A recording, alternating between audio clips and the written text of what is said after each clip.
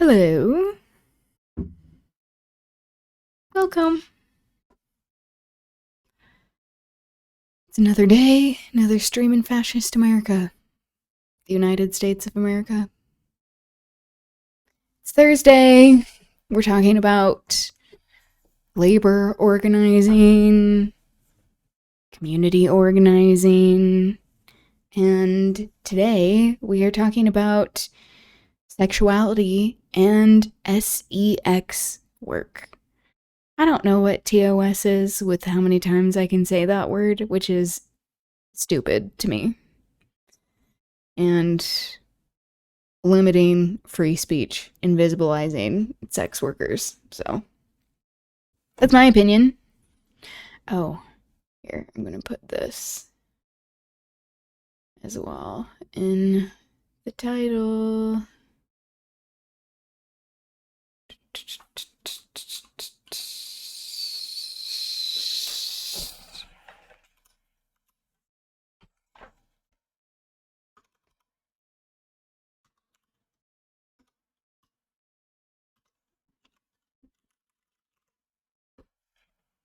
Okay. There we go. Wanted to add some things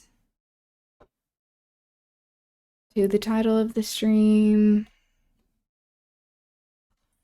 Anyway, welcome to whatever this is, an attempt at providing education, advocacy, and a little common sense in this digital wasteland. I'm Aubri Devashrayee. Welcome and namaste to the people who are here interested in creating a better world where we see the humanity in one another, we call out bullshit, each other's bullshit. It means we engage in robust discussion, good faith criticism even. We are not doormats. However, for those with ill intent looking to dehumanize others and exacerbate these hierarchies of human dignity, fuck you, and a curse be upon you. Okay. Today, as I mentioned, we will be talking about sexuality and sex work, why it's important to decriminalize sex work, and sex workers organizing, how sex work is work. It is labor, and when workers are able to organize, unionize, have collective bargaining power, it makes it so that there is a lot more that can be done with recourse when there are things happening in the workplace that are abusive, untoward, unfair, any number of these things that we all experience as workers. So I want to highlight a couple of examples of workers doing this. It's very badass. And then we'll get into Macbeth. Sound good? Okay. So today for the humorous video, I pulled this video, drag race quotes that I use in my everyday conversations. And I'm curious about these. I have seen most RuPaul's Drag Race episodes in the US. I've seen some of the international ones. I've probably seen the UK one the most out of the international ones. But at this point, the whole industry, the mogul of RuPaul, the media empire is very sprawling.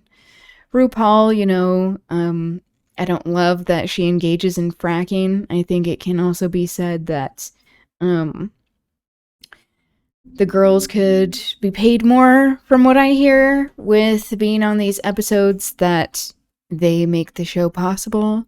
But I did grow up seeing RuPaul and was very inspired by RuPaul's drag music.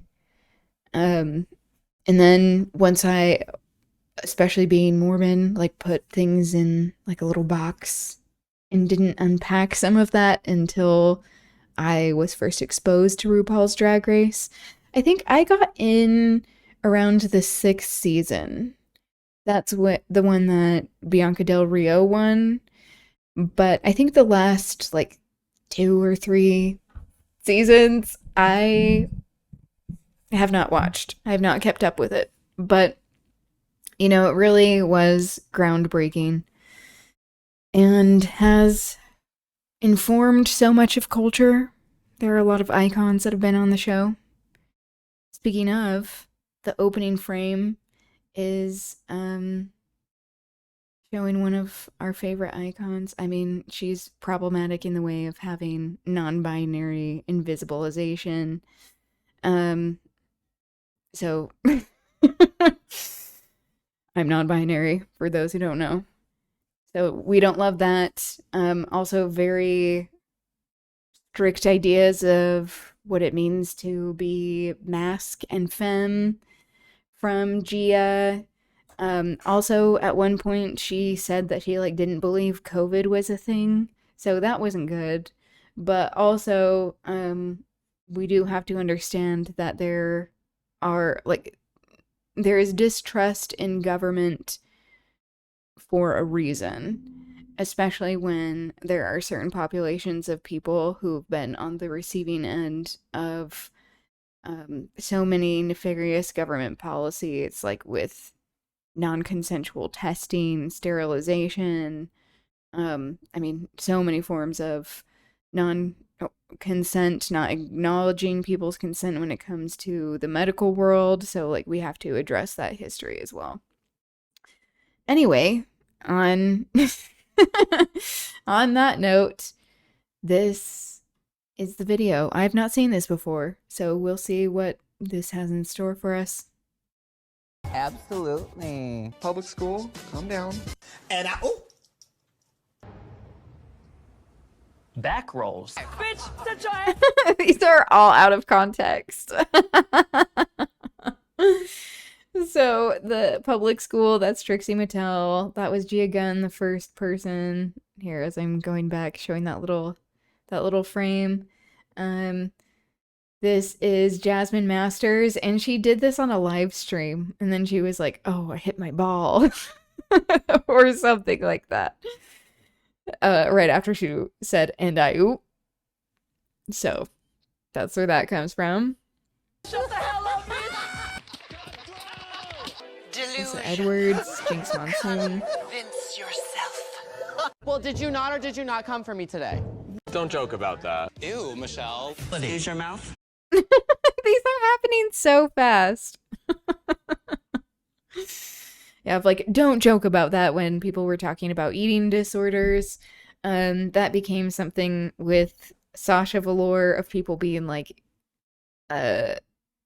stop trying to police what people are joking about and saying, because especially the person who was making a joke also had an eating disorder. So it's like, you know, constantly having that back and forth of like, what are we allowed to say? What is appropriate to say? If you are affected by a particular type of condition or marginalization, then you should be allowed to make jokes, but also that it shouldn't be at the dehumanization of others. So, which I don't think that was happening at the time. I don't even remember what was being said. So there we go.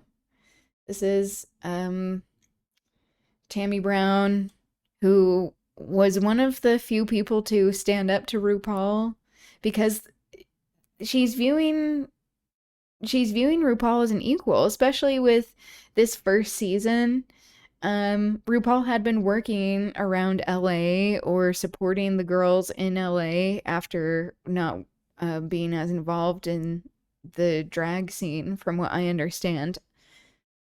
I'm not a historian, so that's at least how I understand it.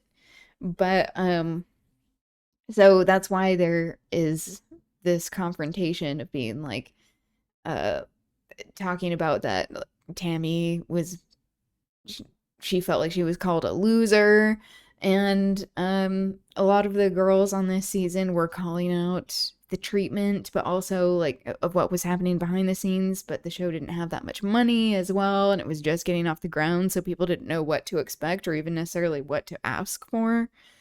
So it has come to be this whole like formula now of where girls, drag queens, drag performers get into the show and they're like, okay, I need to do this, I need to do this, I need to do this.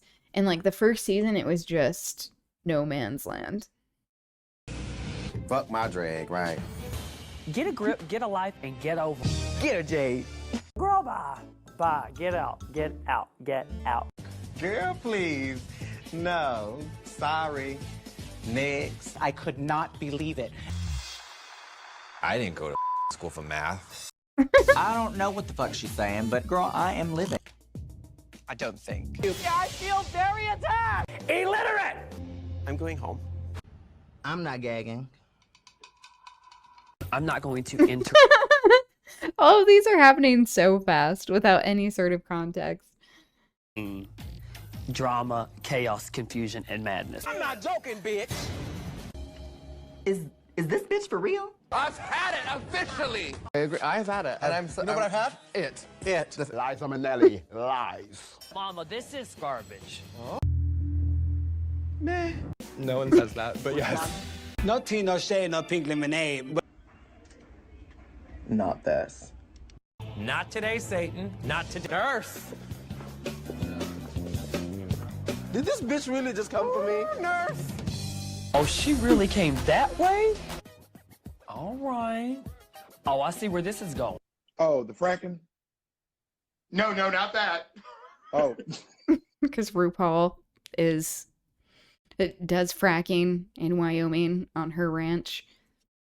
We don't condone this. Bob the drag queen and Peppermint are talking about it or not talking about it. Oh, wow. Oh, y'all wanted a twist, eh? Okay, work. Party. Props to you, mama. It was rigged. Rigor Morris, girl. It was rigor Morris. Shut up! Shut up! Shut up, bitch! Shut the fuck up! Still me.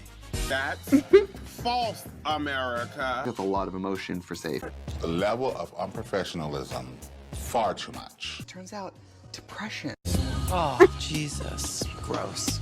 We all make choices. That's when Thor G was sleeping.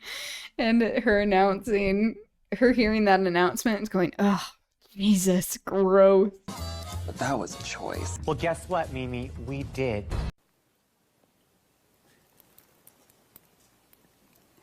What the fuck is going on in here on this day? Who that is? Who said? Jesus. Why are we yelling? Why you being cute? Your tone seems very pointed right now.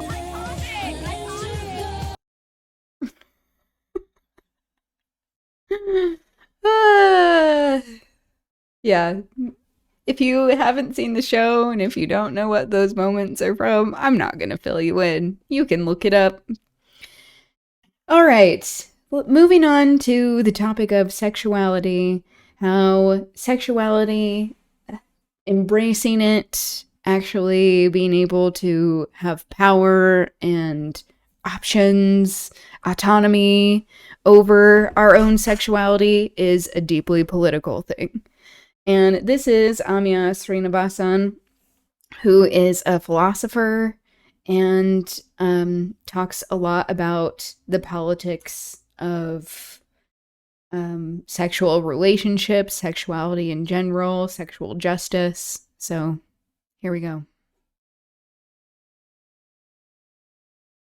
Sex is both highly personal, intimate, private, and squarely political and public. And that is the dilemma of sex and sexuality. I'm actually allergic to the thought that all philosophy needs to be accessible or have impact, or that everyone needs to be a quote-unquote public philosopher. I don't want to live in a world where everything is instrumentalized. And that's a world without art. That's a world without literature. It's a world without music. when you think of an Oxford I just have to say, this is greatly appealing to the sapiosexual in me.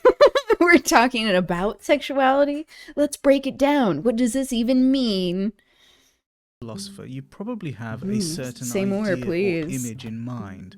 I tend to think of the classic sketch from the 1960s in which Alan Bennett and Jonathan Miller pose as two Oxford philosophy dons obsessing over the word slab with increasing pedantry and absurdity. Joining me today is an Oxford philosopher who feels quite different from the long-established stereotype. She is the Ciccielli Professor of Social and Political Theory at All Souls College, Oxford, a position famously held by Sir Isaiah Berlin. She writes about topics of immense public interest and even controversy, subjects like pornography, incels, sexual desire, or topics you don't expect philosophers to be getting into, like shark attacks and surfing. Her recent LRB lecture at Senate House sold out almost instantaneously. I couldn't get a ticket. Luckily, though, Amia Srinivasan joined me, Tanjil Rashid, shortly afterwards on The Exchange. Amia, what is a philosopher? It's a tough one, isn't it? Yeah, I mean, I would like to answer that question in the widest, most generous way possible. I think a philosopher is someone who asks questions without end. Someone who, I mean, the way I talk about it to my first year undergraduates is philosophy in a sense is an illness, right? And everyone has at least a little bit of it. Every child asks questions, but it's the child who then turns into the adult who never really stops asking those questions, especially the questions that seem impossible to answer. Questions like, what is the relationship between mind and world, or how do I know anything exists, or what's the fundamental point of existence? It's that kind of person who is so virulently infected with this disease that they are a philosopher. I mean, I wouldn't compare it to an illness that may be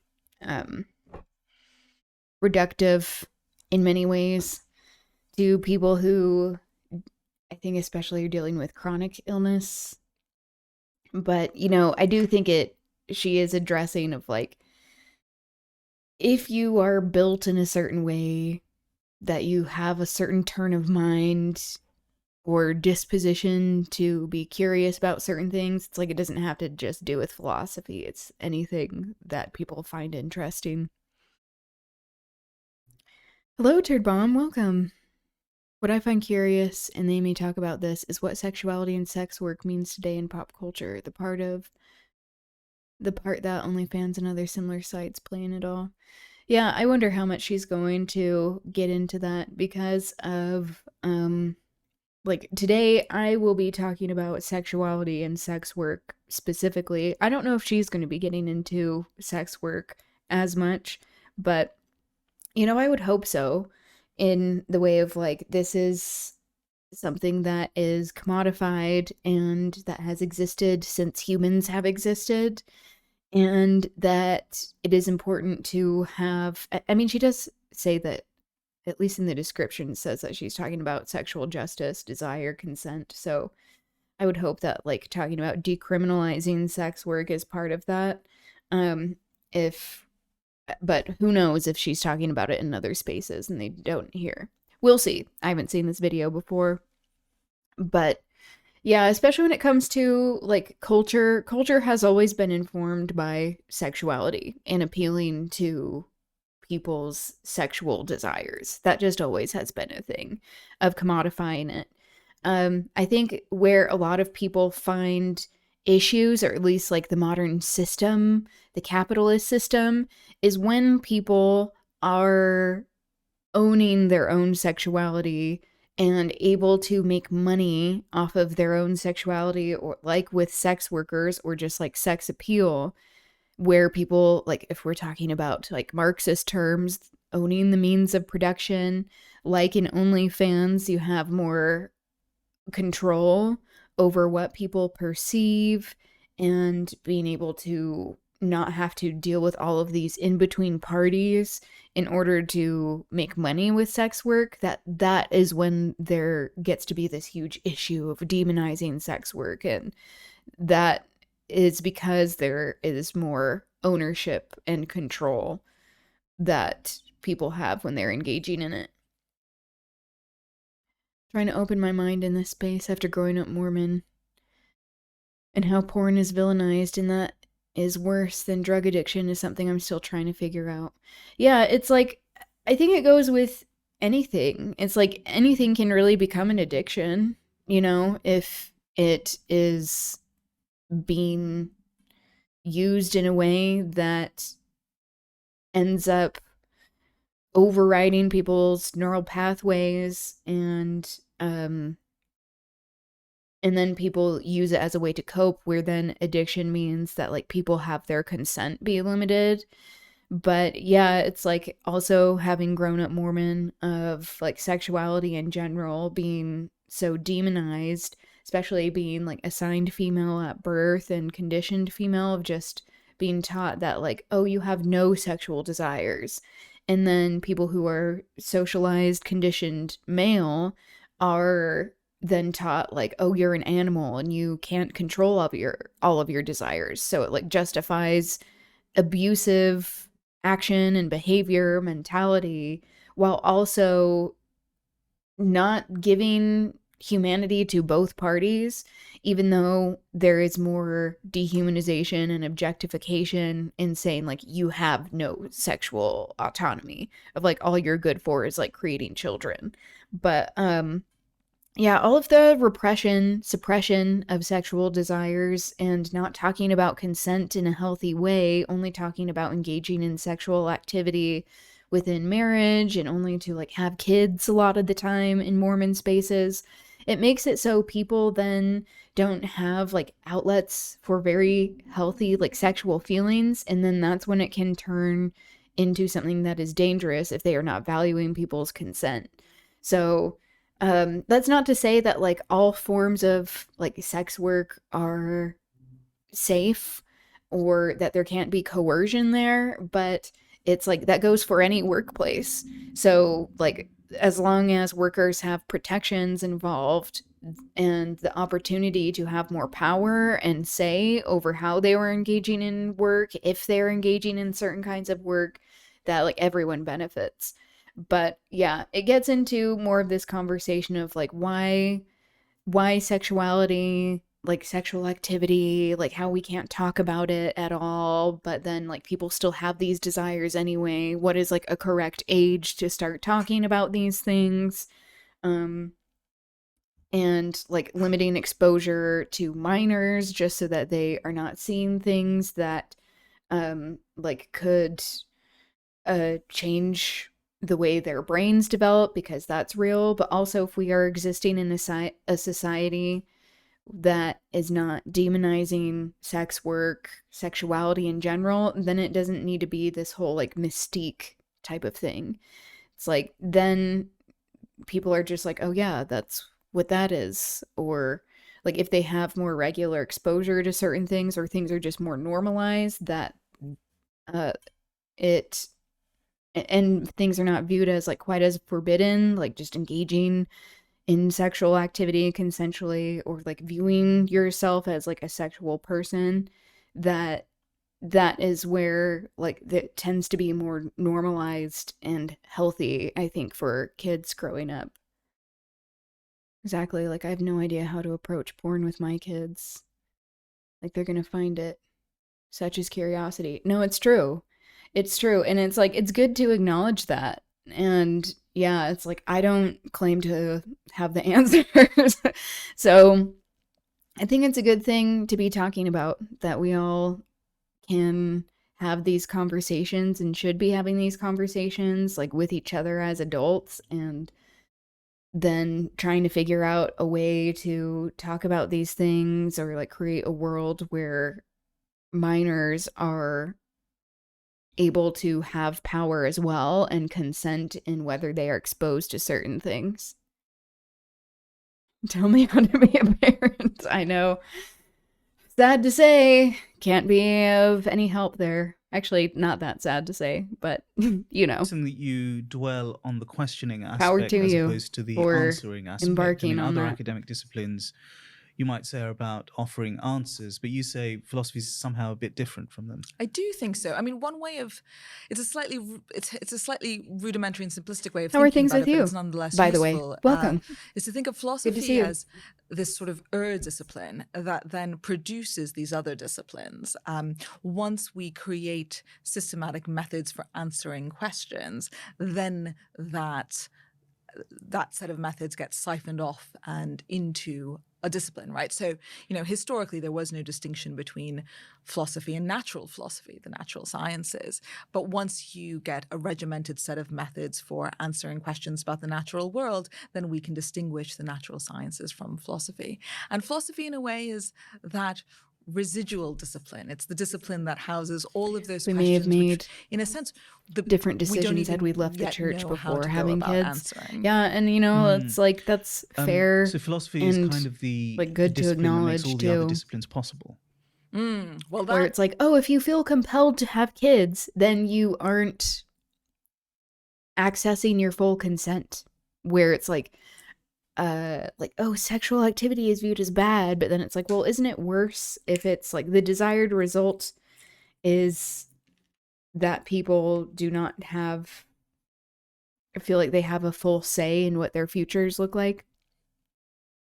You're good? Glad to hear it. Pumped for the weekend. Yes. It's a very controversial view. It's a view I think I hold. There is something I think quite fundamental about philosophy because it interrogates things like the very conditions of meaning and existence, and the rest of the disciplines presuppose, for example, that language is meaningful, or that we can know something, or that the external world exists, that there are other subjects apart from ourselves. And philosophy is that discipline which is willing to interrogate the very basic presuppositions of all of the other disciplines. But that doesn't mean necessarily that.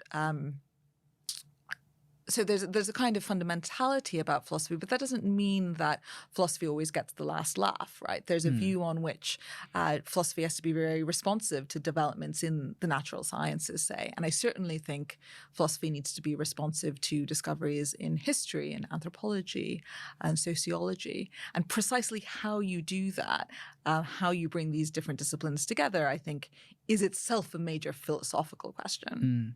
I mean, that all sounds, listening to you now, that all sounds very abstract to me. And I suppose philosophy has always been about abstraction to a degree and getting away from the personal. But I'm very interested in what it's like to be a philosopher as an individual, as a person. I mean, there's a very famous paper, what is it like to be a bat? I mean, what is it like to be a philosopher? How does it feel being a philosopher? I don't know if there's a single answer to that question. I think different philosophers feel different ways. How does it feel for you? How does it feel to me? I think what it feels like Kind of a weird for question. me and has always felt like is I really like a your top. yearning to kind of go deeper and more fundamental. I think part of what happened, just to explain how my personal biography relates to this, is I moved around a lot as a child. And so I think I was quite aware of the way in which the specificities and particularities of culture and language and family upbringing. I was raised by immigrant parents from India, in various Western and other Asian and, in fact, Middle Eastern countries. And so I had a kind of early awareness of the cultural, historical, religious, familial specificity of one's beliefs, values, language, way of thinking, and so on. And I think a question I was always drawn to, which was, well, given the localness, the perspectivalness, the contingency that shapes my worldview, how do I know something like the objective truth? Perspectivalness? Transcend. I haven't heard that word before. These particularities to get what Thomas Nagel calls a view from nowhere. And is that even possible. So I think that in my case, and I think this is actually true of just about all philosophers, there is something very, very, very intimate and personal that stands at the bottom of my philosophical instincts and the way I think about philosophy and how I would even describe it as an enterprise. That's very interesting, and I'm glad you've started to talk about your very interesting background and how that started to shape you as a philosopher. I mean, you were born in Bahrain. I was. To Indian parents. Yes. And you also still describe yourself as Indian. Yes. But you were raised in places like Singapore, Taiwan. I mean, how is that that experience of so many different places part of philosophy? Hello, Duncan. Welcome. By decriminalizing it, do they mean in the case of workers or in the case of organizations? That's a good question and distinction. We haven't gotten quite to the discussion of decriminalization, but, I think it's good to be thinking about. I guess it all kind of goes back to that in making it so the conditions of sex workers are safe.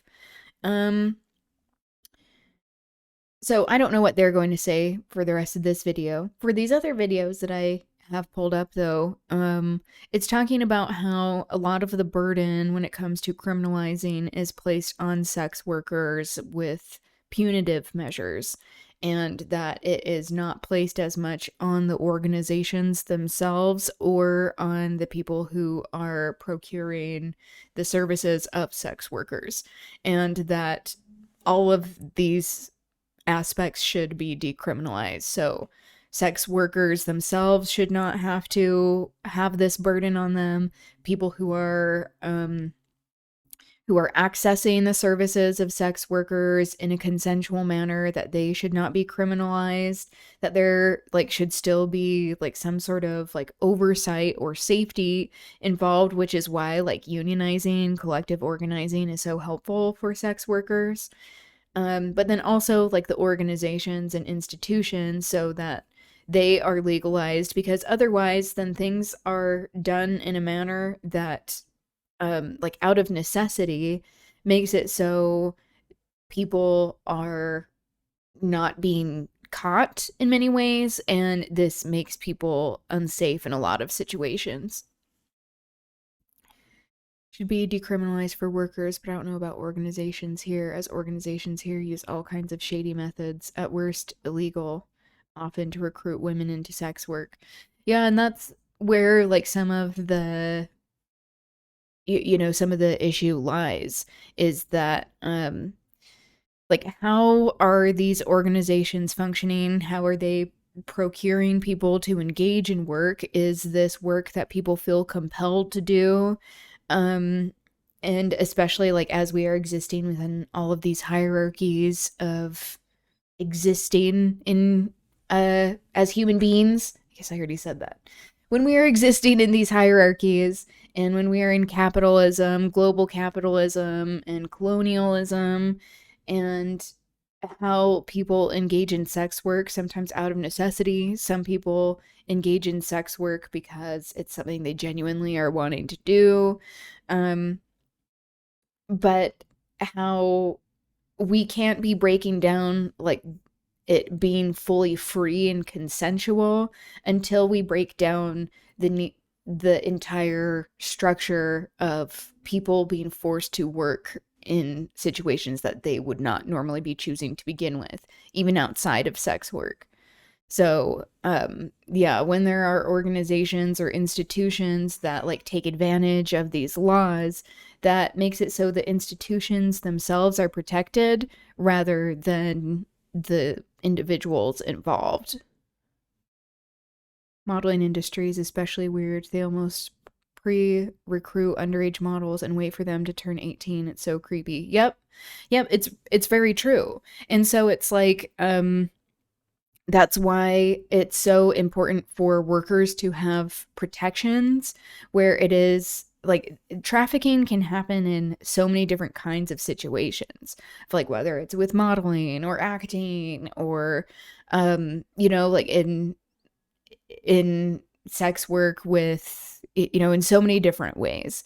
that if people actually have protections in their workplace where they have the opportunity to revoke their consent at any time or say like I'm not comfortable doing this, and that they are not punished for it, that creates a much safer environment. So it's like even when there are organizations that are not explicitly labeled as like sex work, or they recruit people for sex work, it can still turn into sex work, like what you were talking about. So it's like there are some places and industries, like companies, that are able to operate quote unquote legally, but it doesn't mean what they are doing is not that they can't do illegal things, but that they also can't engage in like very nefarious practices.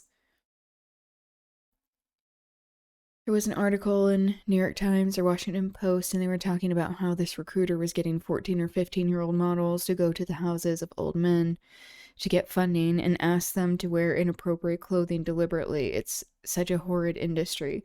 Yeah, and it's sad too, because like with entertainment in general, there is this preying upon youth, and especially young girls, especially the more marginalization they experience, of like this can't be separated from historical context in where girls and women don't have any rights to their own bodies, and how it's not an accident we have increasing amounts of like misogyny in society with the stripping away of human rights, and that the criminalizing of sex work is making it so certain people are demonized who are engaging in sex work, while others are like, oh, this, they can have this veil over engaging in sex work, not even understanding that's what it is, until they're in situations where they're like, I'm uncomfortable, or even years down the line where they're like, oh, this was actually like sex work that we were engaging in.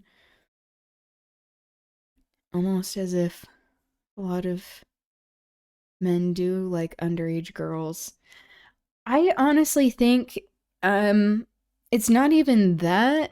I mean, I think there are some people that do. It's more likely that there is this conditioning for predatory behavior of feeling like that is normal, and that with the power imbalance that happens with people who are minors, especially young girls, that is viewed as desirable rather than even being like attracted to them.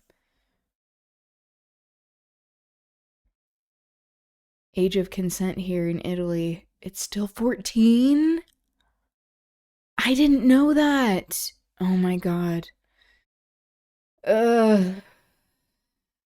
Yeah, that's concerning. That's really concerning.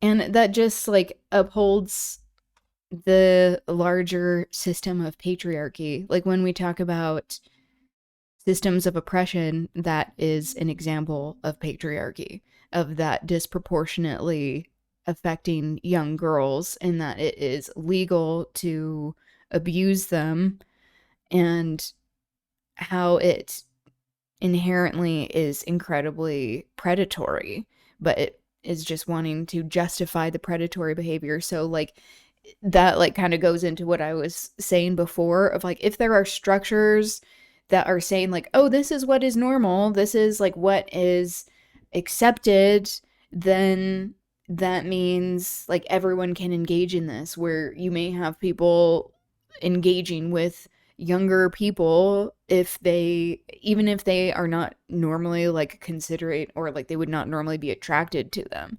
It just is like a way to provide a permission structure. And a lot of the time it's about like power dynamics, where that's where a lot of abuse can happen, where it's not necessarily because of people being like attracted to minors, even though that can happen. It is more likely that people are wanting to have power over someone. A lot of patriarchal violence here. Yep. Yeah, the caste system is not helping. As we were talking about these hierarchies, was talking to someone who works as a maid, and she was telling me about how her sister's being beaten up and basically denied food by her husband back in her village for the past 2 weeks, and she can't do anything about it. It's quite sad. Yeah, that is devastating. And what's sad as well is that so many people are in situations like that, and how the concept of like heteronormative patriarchy of existing in a system where like marriage is very normalized as well, that it is a way to have institutionalized power over people who are femme, over people who are categorized as women. Hello, Linton. Welcome. How are things with you?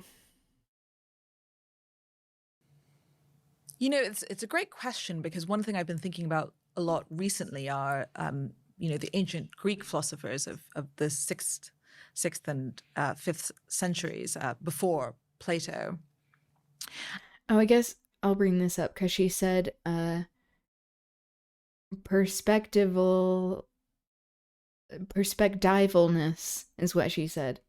And of course this is coming from Kant.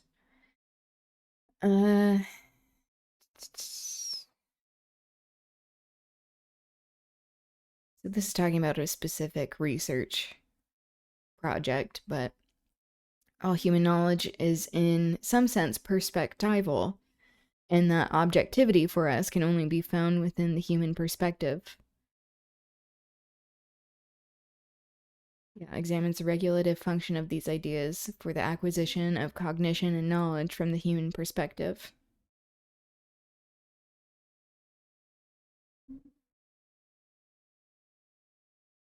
Can't go wrong with Kant.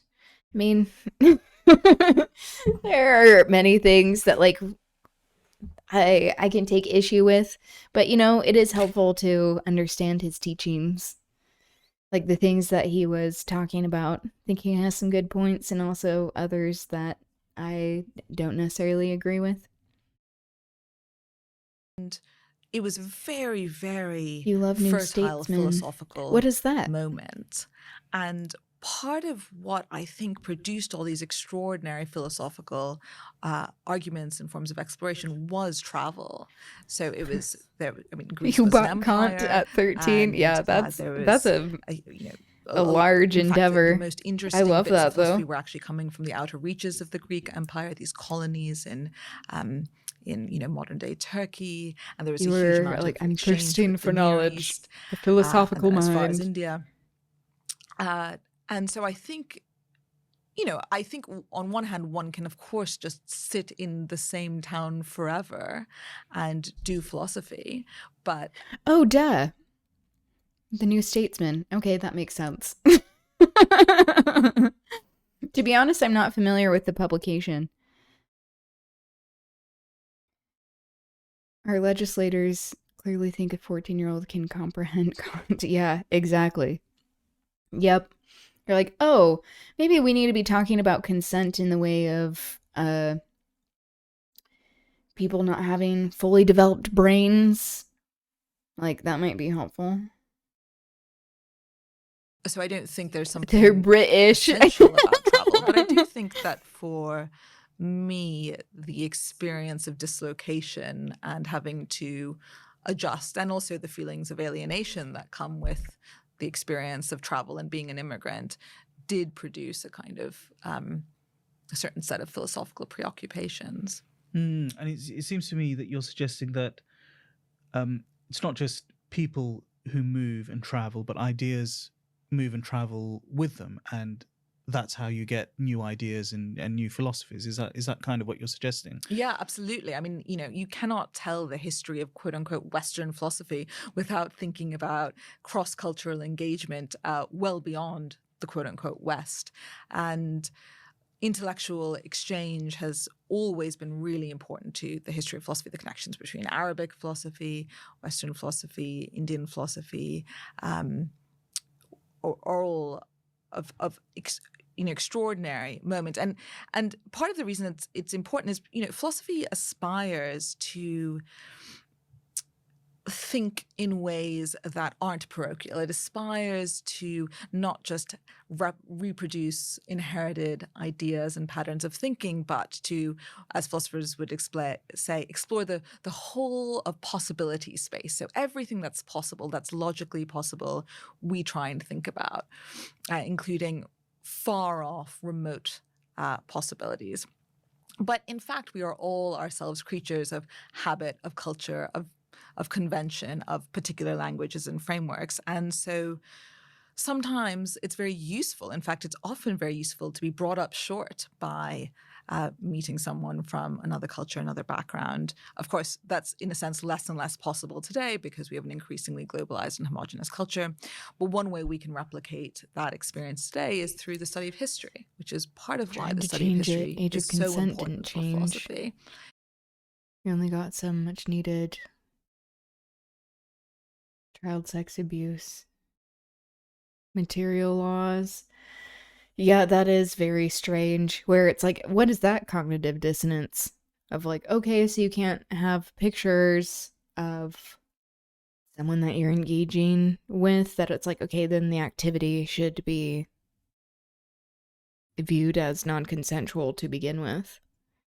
Even though lots of contemporary philosophers wouldn't agree with that. A lot of contemporary philosophers would like to think of philosophy as akin to something like physics, where, you know, the history of physics is extremely interesting, but to be an excellent contemporary physicist, arguably you don't need to know anything about the history of physics.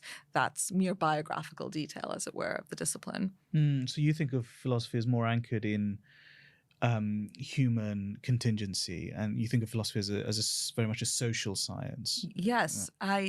I think, I mean, the phrase used by the Oxford philosopher Bernard Williams was humanistic discipline. Philosophy is a humanistic discipline.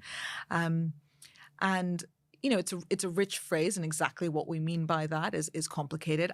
I'm someone who doesn't like to police the boundaries of philosophy very much. So I'm very open to a style of philosophy that's more akin to a science that is very formal, very analytic.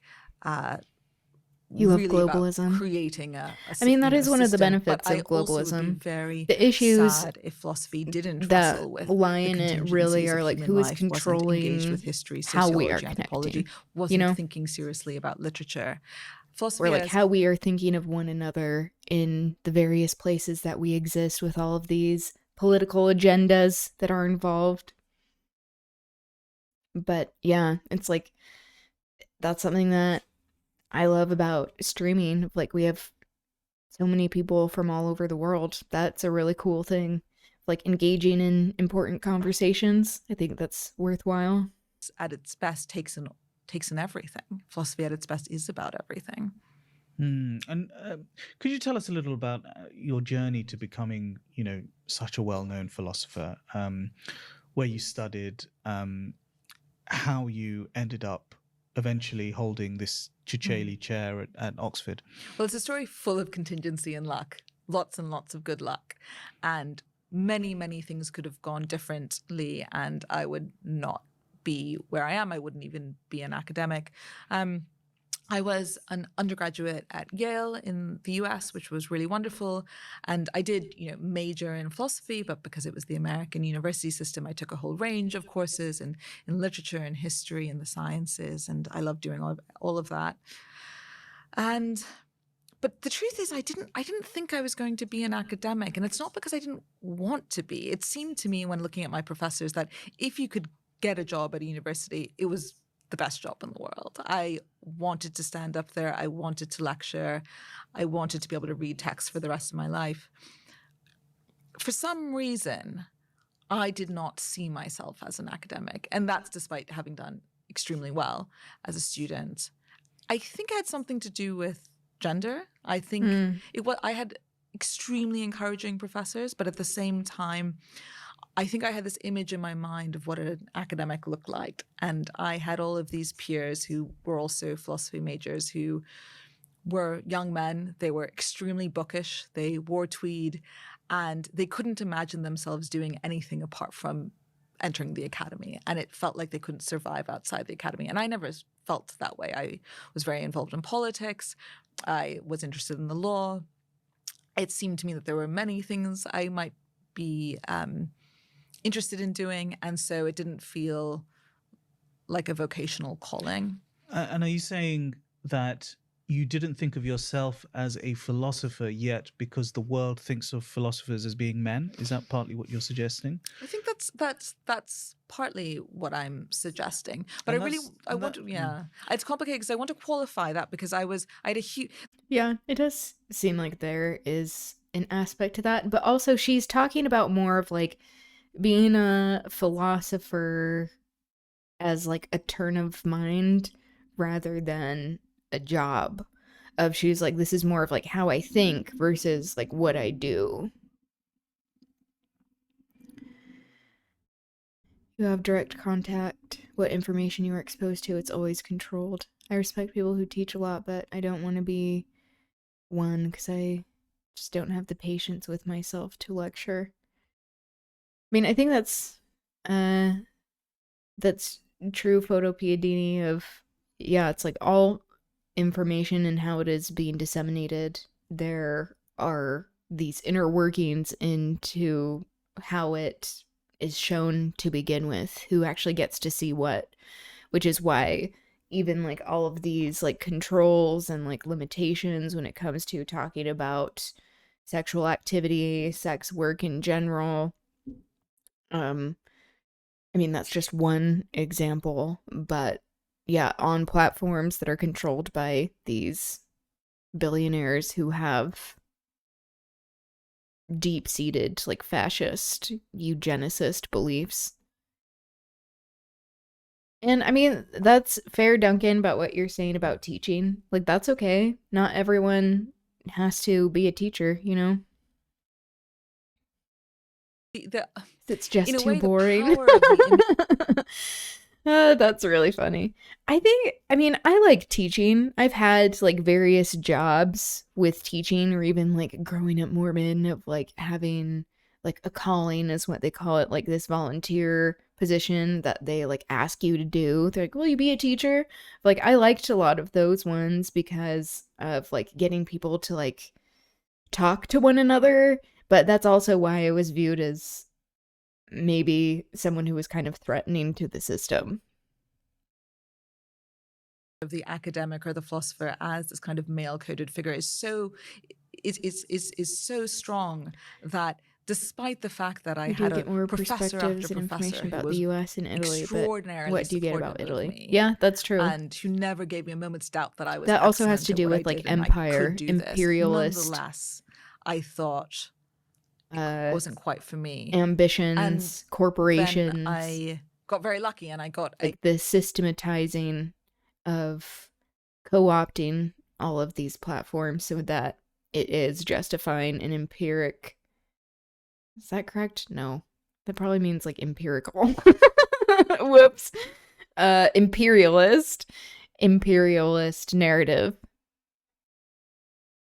To Oxford, so ended up at Oxford and did what's known as the B.Phil in philosophy, which is people here in my country have developed some obsession a master's degree with your PM. And that was an extraordinary experience. I didn't know that. It put me on the path to becoming an academic philosopher. And then eventually you take the famous All Souls Prize Fellowship exam, which is this exam, famously taken by your predecessor Isaiah Berlin, where you are asked to answer sort of fiendishly difficult questions, sometimes questions that have just a single word, and you're meant to respond to that. Could you tell us a bit about that? It is a delightfully idiosyncratic exam. You take it across, well, in my day, you took it across 3 days. I guess that does make sense. Papers that like Hindu nationalism, falling in line with a lot of who sits the exam current sentiments that the prime minister is espousing. A set of general papers, sort of general questions about arts, politics, culture, sport, and so on. And then in my day, although this is no longer true, there was 1 3-hour exam that had a single word as a question, and my word was reproduction. How telling. I mean, this was just a complete coincidence that the word happened to be something that you were so engaged with. You know, that's so interesting. So I'll tell you a bit of inside All Souls gossip, which is that when the exam setters, you know, the whole college kind of comes together to talk about what the questions on the exam should be, and someone had originally floated the idea that the word should be sex, and then I think the counter proposal was, well, we can't say sex, so let's say reproduction, and the original proposer pointed out that those actually don't mean the same thing, but reproduction was left to stand. I actually wasn't that into That is incredibly patriarchal. The fact that people were saying that reproduction is the same as sex, to be like, you can actually engage in sexual activity that doesn't have to do with reproducing. It is about embracing consent, desire, sexuality. in feminism at that point. Right. Yeah. I'd never taken a single course on feminist theory when I was an undergraduate. I certainly hadn't done any of that when I was doing a BPhil in Oxford. There are jokes My about BPhil training was all in them being analytic together. epistemology and metaphysics and some Wittgenstein. So the feminism came later. And when did it come? That is I'm so interested interesting. in the fact that I mean, they might when as well you, be in many ways. a couple of years ago were appointed the Ciceli Chair at All Souls, a lot of the media coverage was interested in the fact that you were the first woman to hold the position, the first person of color to hold the position, also the youngest incumbent. You know, how do you feel? How did you feel about that kind of commentary? I mean, was it at some level a little sexist and based on the idea that obviously it should typically only be a man who could have such a job? Or I mean, what was your reaction to that? No, I don't think it was sexist or racist to point out those frankly culturally and socially salient features. Population is a better word. If some debate bro or Phil bro wants to use a more professional word to engage in or sex would only be masturbation. problematic in a longed for future in which there wasn't any kind of discrimination, structural or interpersonal. Yeah, I guess it could mean racial or gendered or both indeed of class those things. or other lines. Although, like, copulation does imply as well. Like, I think it encompasses the sexual activity, but also, like, yeah, it's like a combined word that doesn't necessarily separate reproducing from it. Yeah, those memes. I need to look these up. I haven't seen these. Now, if people said, I think especially that with I got it people only because I was a woman, talking or, even you know, more because I was a woman about of color, I think those Modi would be and racialized making fun of and him, it sexist probably is comments. having a Or resurgence. what about things like, you know, the Observer calling you philosophy's hottest property and things like that? Did they call me that? And obviously, you were featured in Vogue and that kind of thing. I mean, do you? I mean, what do you make of that kind of thing? Do you find it a bit tiresome, or philosophical do you hottie? not mind? Well, I loved being in Vogue. That was great. I love clothes, and I think that much of what's in Vogue is just absolutely delightful and artistically interesting. And See, this is where I have to disagree. I think Vogue is a fascist publication, and it always has been, because it really is about revering class and the wealthiest among us, and how that can't be separated from a lot of white, quote-unquote, Western beauty standards. So this colonialism that continues.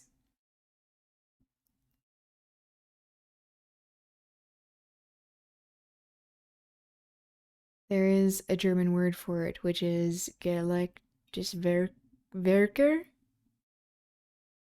Yeah, I don't know what that means at all.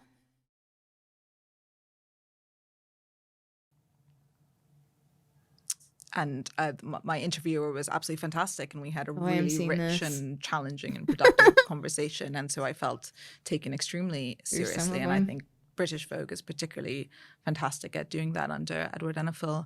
I didn't know about the hottest property. I'm going to have to look that up. But partly, I think the interest that the media has shown in your work is because you've shown an interest in topics of public interest, like sexuality and politics and race and gender.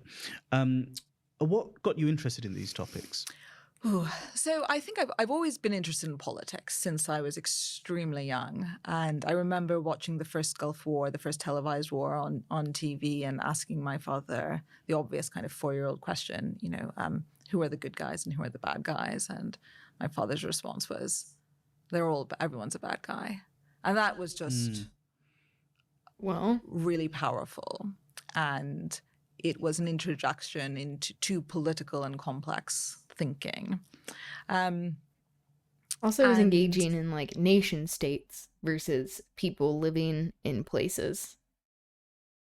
And when I was an undergraduate at Yale, I was very involved in labor politics, union politics, local elections, things like that. I got interested in feminism in particular as a body of theory only when I was in graduate school, and it was an extracurricular thing. So it was something I was sort of doing in secret away from my dissertation, which was, very squarely in analytic epistemology, thinking about the nature of knowledge.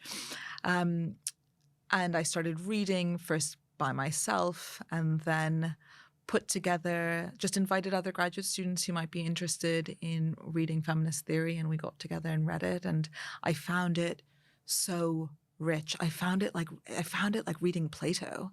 I found reading someone like Shulamith Firestone or Adrian Rich or Silvia Federici as exciting as reading Plato or Rousseau or Hobbes, and in terms of its textual complexity and richness and theoretical ambition. And of course, I also thought that what they were politically arguing, the particular political interventions they were trying to make, were America were the good guys and everyone else was bad because they were there to give, even if I didn't agree with all oil the details some of the democracy. particular vision for which they were arguing. But it was exactly also what was really compelling for me was that there's continuing this the huge imperialist narrative. That we don't really take. I see. We don't.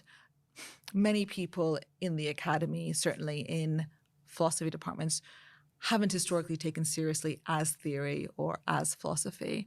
And when you actually attend to this literature, it's so not just politically and personally, but intellectually powerful. And that's what got me interested in it. And so I started teaching it. And in a way, it was teaching, initially at UCL, feminist theory that really brought me to it, made me ultimately write The Right to Sex. And the right.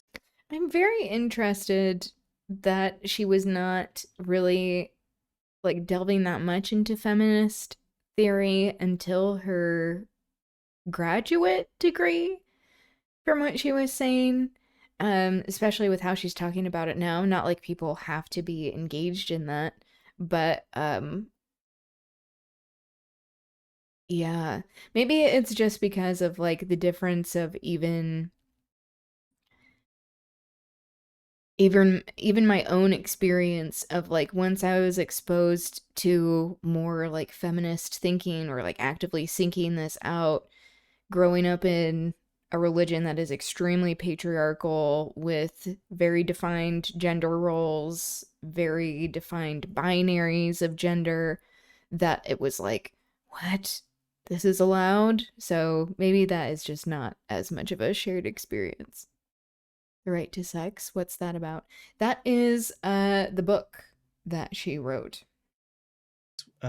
Was an essay that you wrote in the LRB, which then became the title of your first book. I mean, how did then I wasn't other wrong. philosophers take to like you, I thought it was a book. getting involved in sexual controversies, Vindicated. basically? I mean, what was the response like? Were you conscious of doing something quite radical and new? No.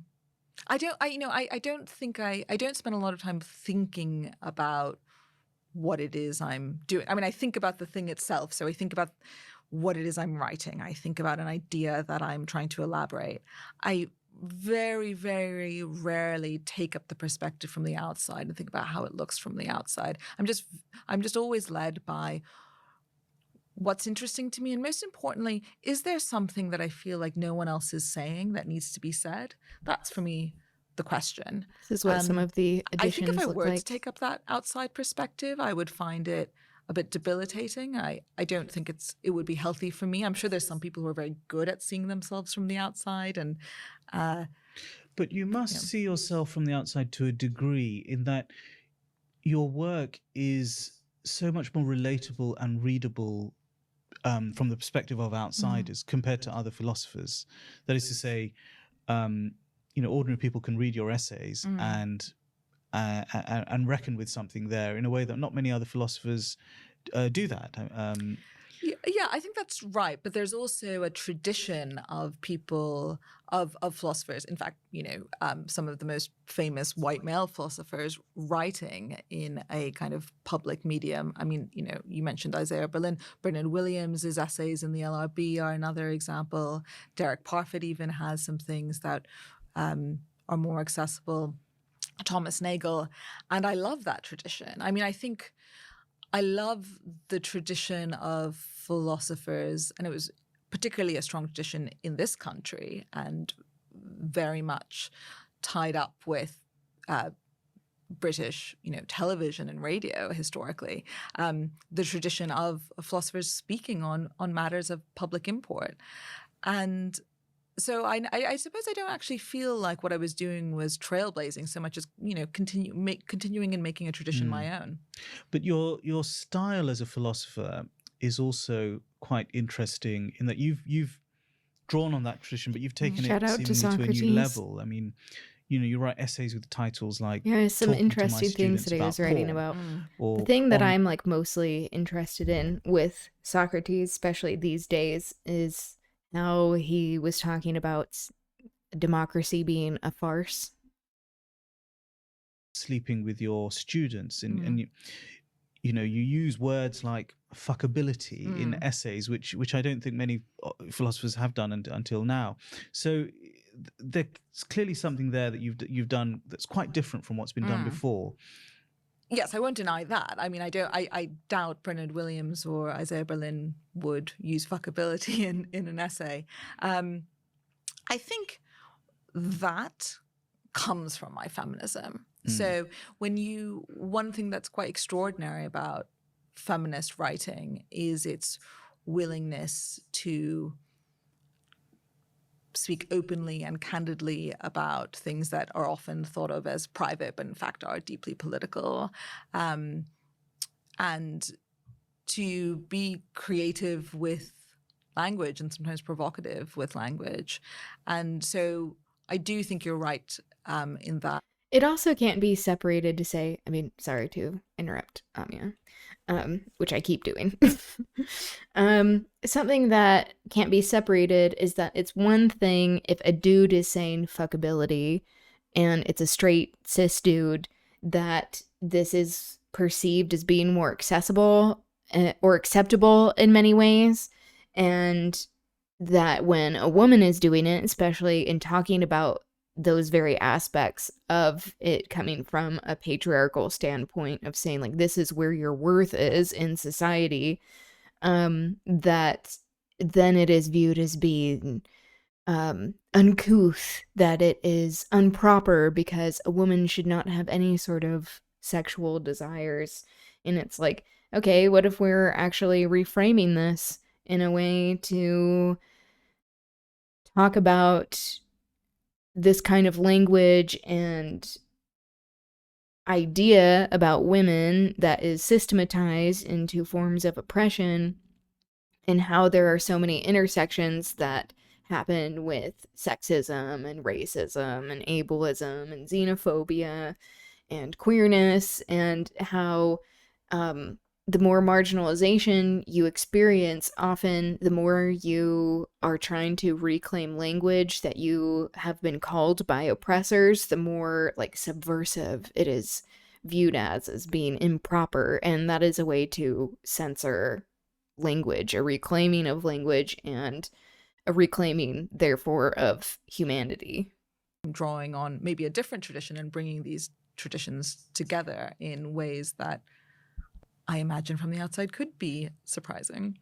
You just mentioned the fact that in your view, things that we think of as being private are actually quite political, and this is essentially what you think about sexual desire, that it's a political phenomenon, you say, that it's something squarely within the bounds of social critique. Could you tell us a bit more about why you think of sex in this way? So I think the thing I would want to say is that sex is both highly personal, intimate, private, and squarely political and public. And that is the dilemma of sex and sexuality, right? So I think we're all familiar with the first half of that equation, why sex is something that we think of as personal, that why it should exist in a quite robust sphere of privacy. Although that, of course, itself is a pretty late historical and political achievement, and certainly not one hard one around the world. Why is it political? Well, if you look at actual patterns of and expressions of sexual desire, or maybe put better, people's expressions of sexual status, right?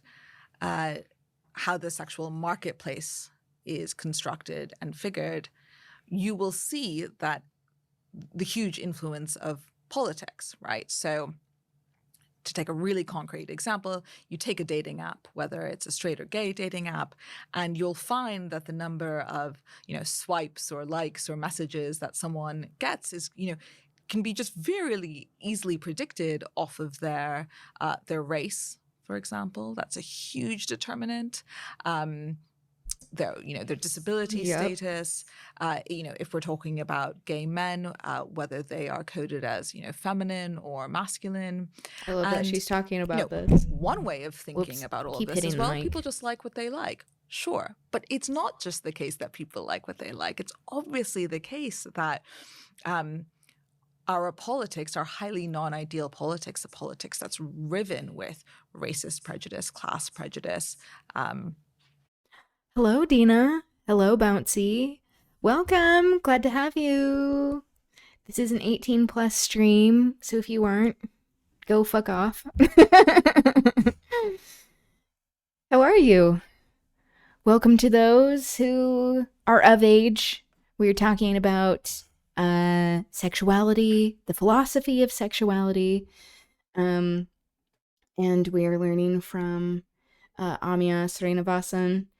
She is a writer of The Right to Sex. That is a book that is something I have not read but would like to.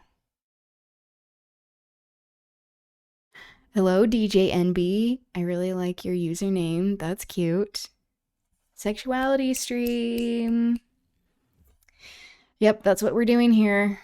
We're talking about sexuality, how it is deeply political, especially if you were not conforming to cis hetero, patriarchy, white supremacy, ableism, xenophobia, all of these things. So it is a very political thing to do, especially when we are engaging in a consensual way, that we are reclaiming our power and consent from these systems that we do not consent to be born into. Zupador, welcome. Good to see you. I saw you earlier in Dina's stream. Everyone go follow Dina and subscribe. Just an incredible streamer. I really enjoy your content. Ableism, prejudice about prejudice against women, which is I guess maybe I should introduce myself. I'm Aubri. Hi. This is whatever this is. I talk about education, advocacy, and a little common sense in this digital wasteland. So we talk about a wide variety of topics here, and today I was feeling the inclination to be talking about the philosophy of sexuality, but also to highlight the organizing efforts of sex workers, the need to decriminalize sex work, that all of this is incredibly political, and that sex work is work, and that workers should have protection and the opportunity to have this collective bargaining power to improve working conditions. So I'll pull up a few examples after this. How was the rest of your stream, Dina? Transmuted into a prejudice against, feminine gay men, has a huge impact on who is considered desirable or not. And so that's the kind of dilemma, right? So on one hand, we need to treat people's sexual preferences as theirs, right? Not to be intervened with. We know, or we should know, all of the ugly things that follow from trying to intervene in people's sexual preferences. So think You beat about the bean long level? history of attempts That at means you have to conversion eat beans therapy of gay now. men and Do you know what kind of gay beans men you're and going to women. eat? But on the other hand, it's just clearly the case that the sexual marketplace, like all marketplaces, is one shaped by quite ugly political forces. So here's the more controversial implication of your argument, that actually there might be, you say, a duty to transfigure as best as we can our desires. Really flicked that bean level. Yes, I love the combination. Ooh, amazing. I love whenever white nationalists talk about the moral purity of Rome while completely ignoring all of the crazy stuff each Roman emperor did. Yeah, and also how Roman soldiers engaged in a lot of queer sex, of it being like, oh, we're men and you enhance your masculinity by being sexual with other men, but we also have wives. That's like, okay, so are we going to talk about this being queer? No? Interesting. Hello, Cynthia. Welcome. I really like it when white nationalists don't talk at all. Yep, exactly. That's the real solution, honestly. Which is basically suggesting that there might be legitimate interventions to be made, whether personal or social, about changing your desires and changing essentially who you find desirable and, who you're into. Can I stop you there? Please. So there's a difference between saying this is a case where a little philosophical distinction is really important. So there's a distinction between saying that, and I don't actually say you do have the duty. I ask the question. But there's a difference between saying that we met our follower goal. Oh, thank you, everyone. Queer applause. Thank you. I appreciate you all. I saw someone make a post about how crazy it was that Odysseus and his men went without sex for so long. Yep. Exactly.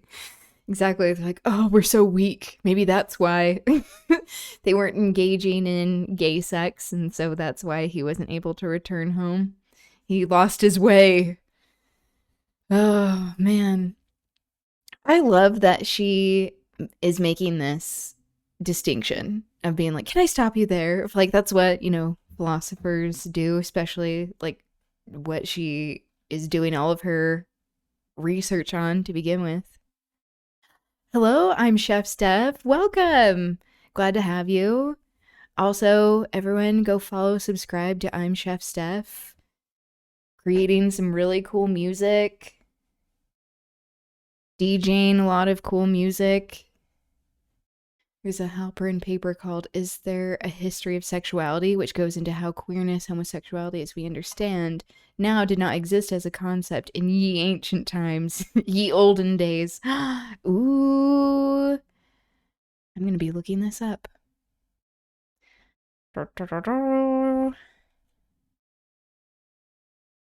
Is there a history of sexuality?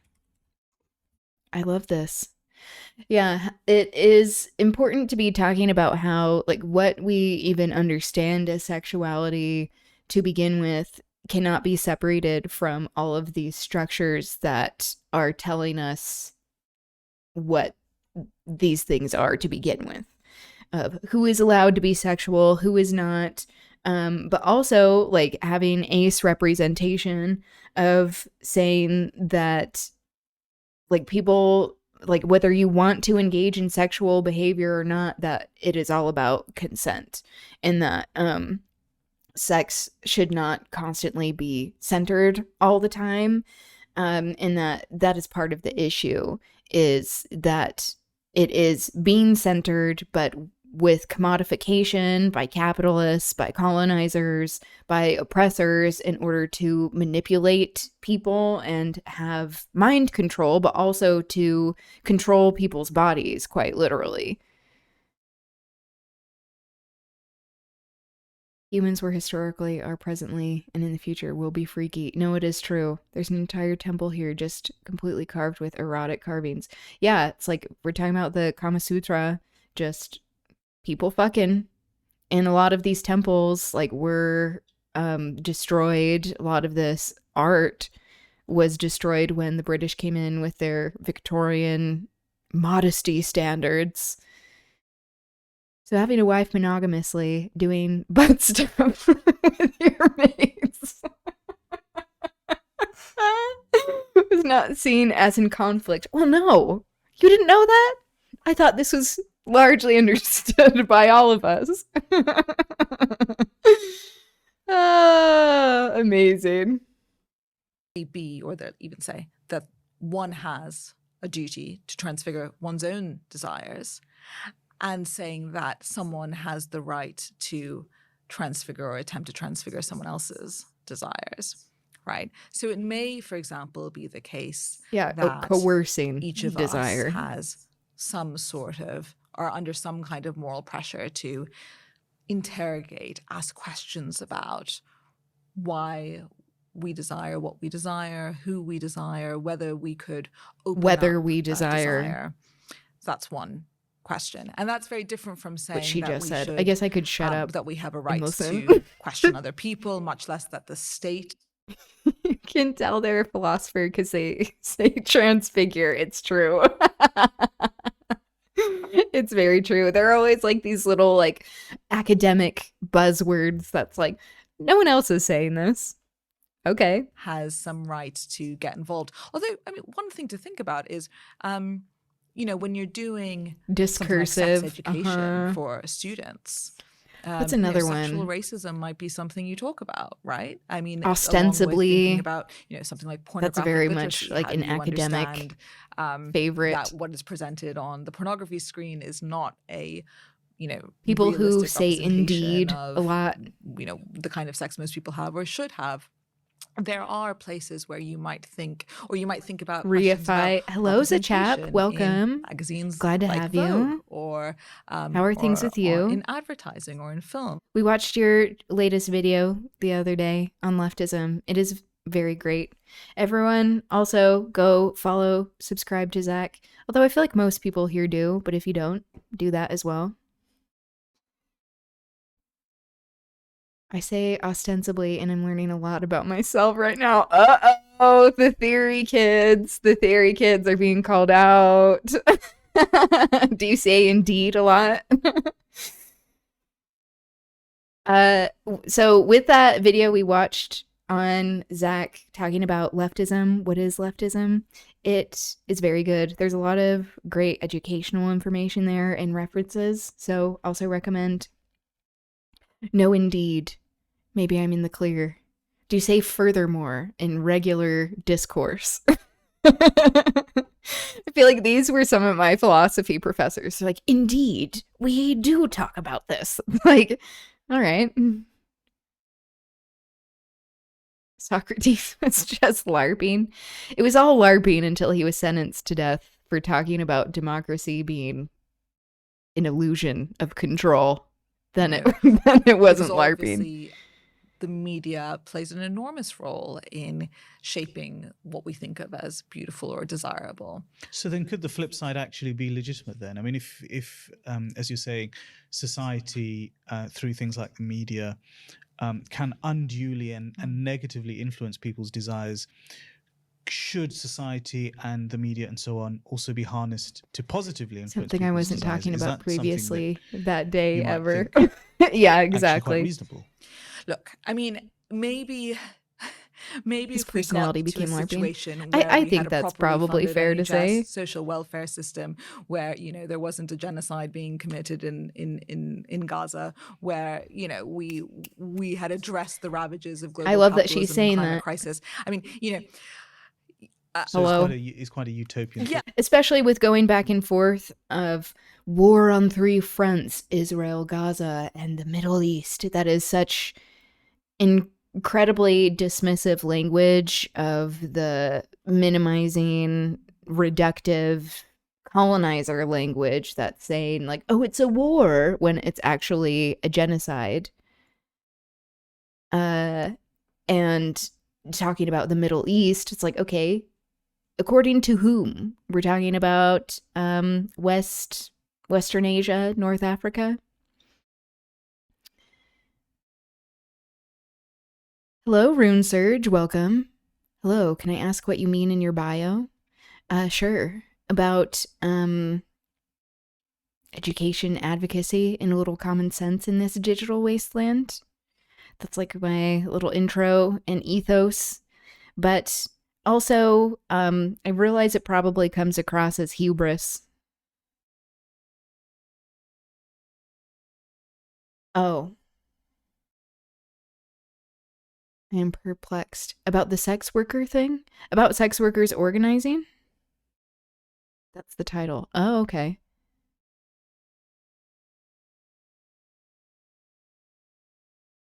They should. Yeah, sex work should be decriminalized. And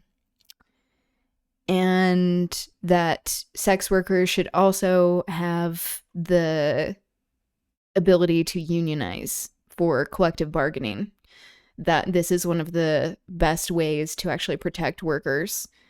Because if we are truly existing in an equitable society, people should have consent. Should be unionized, honestly. Yeah, and it's like any sort of workplace, because sex work is work.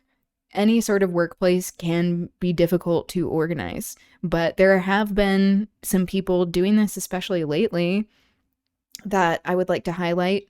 There are examples in the US, but of course, there are many different examples of people doing this around the world. So if you have any references to this, besides the examples that I give, do share. I do want to learn more about it. Workers' unions all around. Yep. Exactly. Workers of the world unite. Is Nevada still at the forefront? Yes, you know what I'm talking about, Bouncy. It is Sherry's ranch that they are at the forefront of this, like what you were saying. So that's what I will be talking about. Ooh, there's such smart people in the chat. This is where I have to give the disclaimer. I'm like, I learn a lot more, honestly, than probably you learn from me. But, that's why I like streaming. It's like worker union should be part of the government. Yeah, I mean, it would be helpful if the government was not constantly undermining collective bargaining. Like in Utah, where I'm located, there was a law passed that said like public workers can't have collective bargaining power because it's taking away from the majority, that a minority shouldn't have the ability to dictate what happens. It's like, oh, okay, calm down. But yep, it's very nefarious. There's always employers unions nowadays. And it would be nice if the NLRB wasn't a joke. Yep, that is true as well. Perfect world, there would be elected government and then the workers unions government, both of which should cooperate. Yeah, and like providing like pressure on one another. And then there are Alice, hello. Oh, I love Alice. Tell Alice I say hi. Give Alice some pets for me. But there are some people, and I can fall into this category more, of questioning the systems to begin with, of saying, like, can we truly have equitable systems or, like, even an electoral process that is not inherently rigged when it is incredibly classist? So, like, how do we create systems outside of the oppressive ones, in addition to unionizing, that means we are self-sufficient and we are separate from the government. You're on speaker today. Oh, I'm honored. Give her a loud kiss. Cute. I don't care for capitalism, but to be fair, neither do I for socialism. I mean, and I think for many people, like for me, I think there are some limitations to socialism, but yeah, I am also curious. Maybe anarchism. I mean, I definitely have some anarchist leanings. That's something we were talking about yesterday. Syndicalism can be nice. Yeah, and it's like this is important for us to be talking about to begin with. I don't think there is any one solution for how we find liberation or what the perfect society is that exists, but also it's necessary to decolonize what we even consider to be quote unquote society, because who is considered like civilized is inherently a colonial device to justify stealing of land, extraction of resources, ethnic cleansing, genocide of human beings. Cooperation of workers and united front, the people, as well as social safety net. Have you seen my Miro chart before? I don't know if I have. You should send it to me. If you don't mind. I would love to see it. I mean, and so it is a bit of a utopian thought experiment, that essay. But what it is trying to do is this the chart that was at the end of your leftism video? Try to do this is bringing us back to the way in which this is a recognizable bit of if philosophy. so, then yes. Trying to bring into light a kind of dilemma that hasn't really been recognized. But I do think that at the personal level, one should, in many cases, maybe not all, maybe not where you already have a committed life partner, right? But should think about why it is that you find yourself only ever dating, I don't know, white people. What's going on there? Is it just quote unquote preference, fixed preference? Or is it because there is a little voice in your head that is telling you that's what a high status person looks like?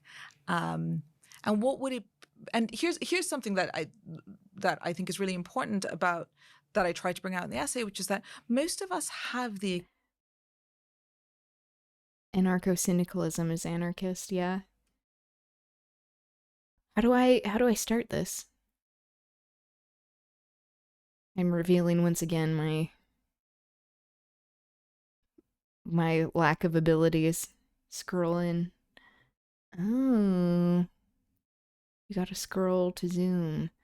Oh, okay. So Chap is making this. Thank you, Zach. It's barely 20% done. What? Purple is capitalist realism. Red is revolution. Green is other analysis. Pinkish is black and queer analysis. Orange is financial depth analysis. Oh, okay. Holy shit, you're very thorough.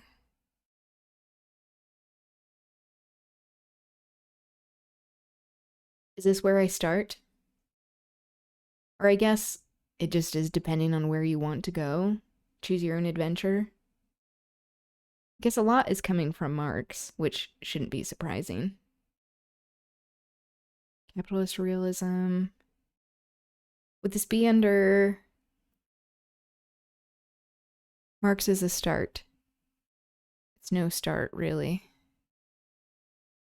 Most people start with Marx in the middle. Yeah, I think especially when people are even introduced to leftism to begin with, this is where many people start. My friends, one piece of feedback so far is that the direction of the arrows isn't clear. Okay, here we go with Marx. I love that we can see the things that you've clicked on with like the purple text with your screenshot. You have some Fanon. Bertrand Russell, Lenin, of course. Specifically going to the part about anarcho-syndicalism.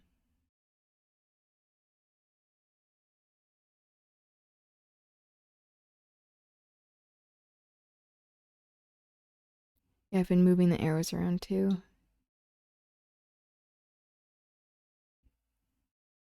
Damn, I'm very impressed with this. I will be bookmarking this, by the way.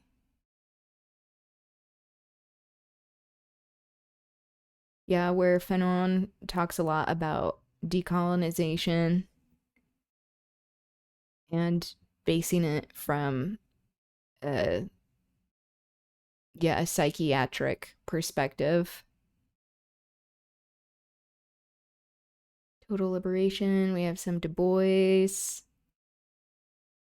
Du Bois in his life started out with being more conservative about like the talented tenth, respectability politics, and then later in life became much more about collective liberation that wasn't focused, that was more class conscious and liberatory with class. Might just turn some people off if they get confused.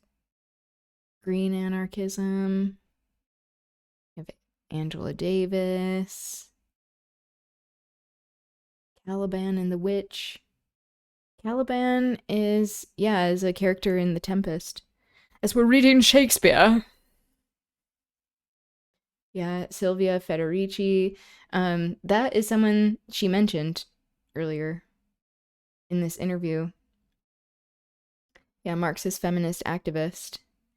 She's considered one of the leading theoreticians in Marxist feminist theory, women's history, political philosophy, and the history and theory of the commons. Her most famous book, Caliban and the Witch, has been translated into numerous languages and adopted in college courses.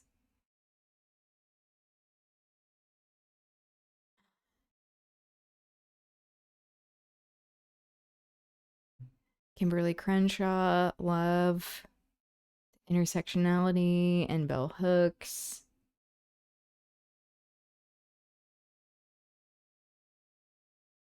Yeah, Kimberly Crenshaw took a lot of inspiration from bell hooks. Where you get to intersectionality, where Kimberly Crenshaw is the first to actually coin it as such. Judith Butler with queer theory. Simone de Beauvoir.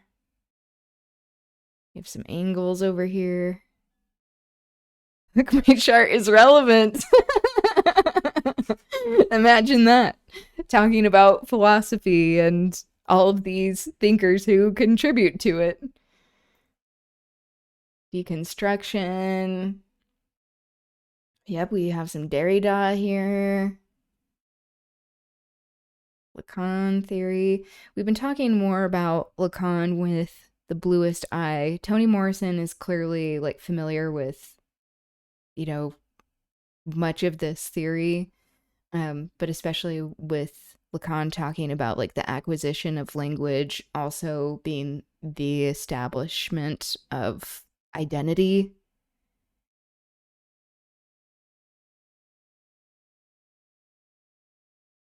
Big arrow to false consciousness. Some Gramsci. Some Kierkegaard.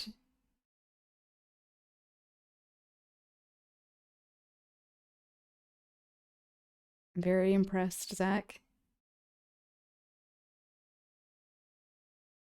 Union of egoists.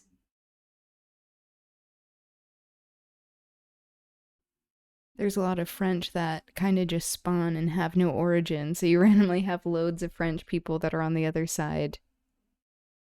Or on the other end of arrows from Marx. Okay, as we were talking about socialism, Why Socialism is an article written by Albert Einstein in May 1949 that appeared in the first issue of the Socialist Journal Monthly Review. It addresses problems with capitalism, predatory economic competition, and growing wealth inequality. It highlights control of mass media by private capitalists, making it difficult for citizens to arrive at objective conclusions, and political parties being influenced by wealthy financial backers, resulting in an oligarchy of private capital.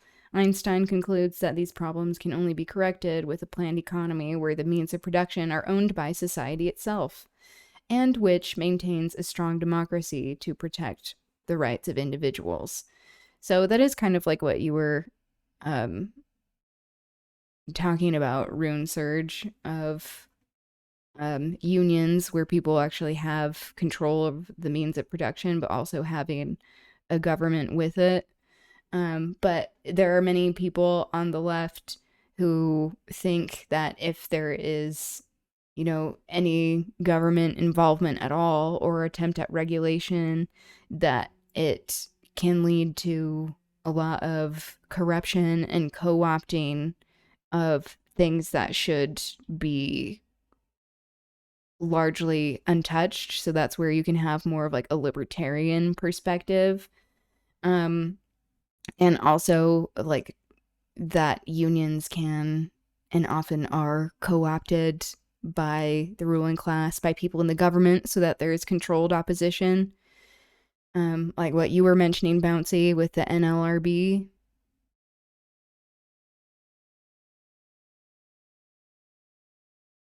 Okay. I think this is particularly relevant, Kropotkin.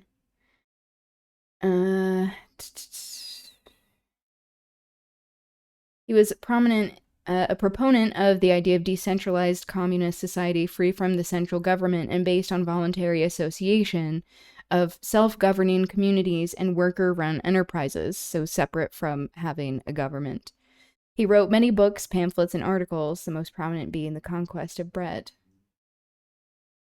Yeah, fields, factories, workshops, mutual aid, a factor of evolution being his principal scientific offering. He contributed the article on anarchism to the 11th edition of the Encyclopedia Britannica and left an unfinished work on anarchist ethical philosophy.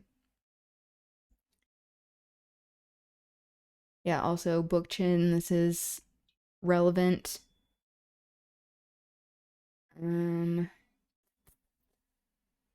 In having systems outside of governmental ones, what we think of as the government. Pioneer of the environmental movement, formulated and developed the theory of social ecology and urban planning within anarchist, libertarian, socialist, and ecological thought.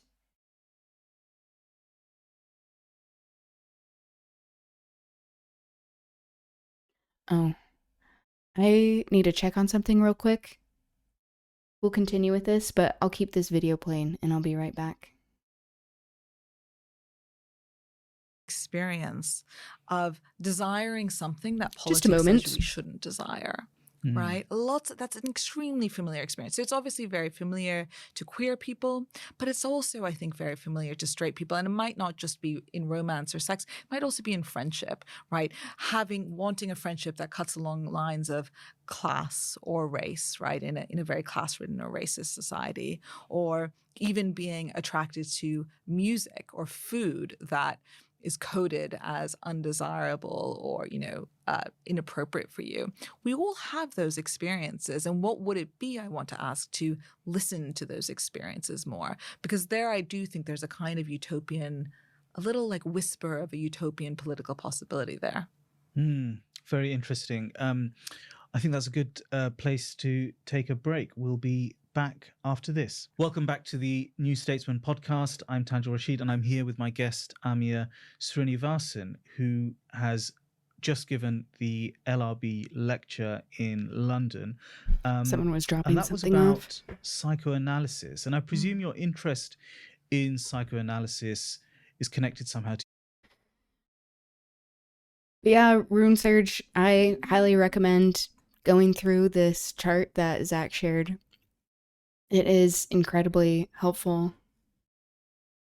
We were talking earlier Duncan mentioning globalization, I did want to talk over this point because Bookchin addresses this. Oh yeah, social ecology and urban planning with an anarchist libertarian socialist and ecological thought. He was the author of 24 books covering topics in politics, philosophy, history, urban affairs, and social ecology. Among the most important were our synthetic environment, post-scarcity anarchism, the ecology of freedom, and the urbanization without cities. In the late 1990s, he became disenchanted with what he saw as an increasingly apolitical lifestyleism of the contemporary anarchist movement, stopped referring to himself as an anarchist and founded his own libertarian socialist ideology called communalism, which seeks to reconcile and expand Marxist, syndicalist, and anarchist thought. Bookchin was a prominent anti-capitalist, anti-fascist, and advocate of social decentralization along ecological and democratic lines. His ideas have influenced social movements since the 1960s, including the New Left, the anti-nuclear movement, the anti-globalization movement, Occupy Wall Street, and the democratic confederalism of the Democratic Autonomous Administration of North and East Syria. He was a central figure in the American Green Movement. An autodidact who never attended college, he is considered to be one of the most important left theorists of the 20th century. This post-scarcity anarchism. Okay. Yeah, this is all so helpful. I love a visual. Yeah, so this is written by Bookchin.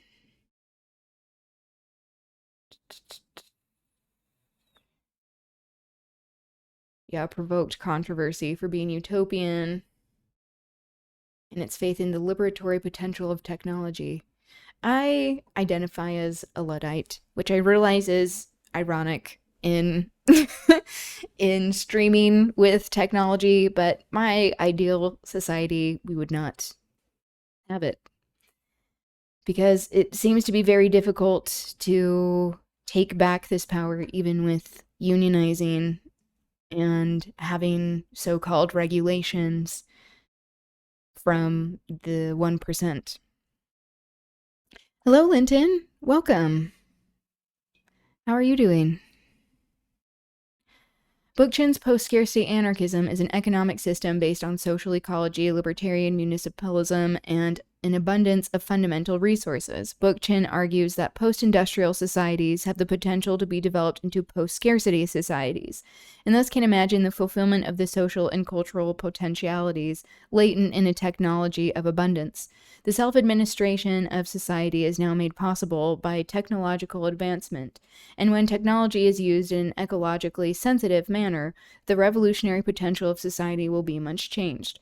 Bookchin claims that the expanded production made possible by the technological advances of the 20th century were in the pursuit of market profit, and at the expense of the needs of humans and ecological sustainability. The accumulation of capital can no longer be considered a prerequisite for liberation, like buying into the system, and the notion that obstructions such as the state, social hierarchy, and vanguard political parties are necessary in the struggle for freedom of the working classes can be dispelled as a myth. Norm Finkelstein really does live the Luddite dream. I know he reminds me of Fran Lebowitz in that way, of like where, like, does he just have a landline? I once said that to a friend who is Gen Z. I'm a millennial, and they were horrified.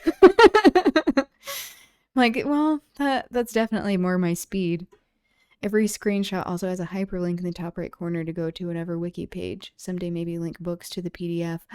Ooh, I love that.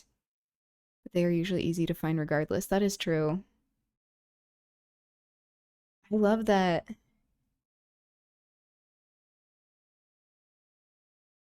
Yeah, I highly recommend going through all of this. I mean, to anyone, but as you were talking about like some of the limitations of socialism, Rune Surge, that there are many of these thinkers that would agree with you, and that there are different diagnoses of the problem and different ideas for solutions to the issues.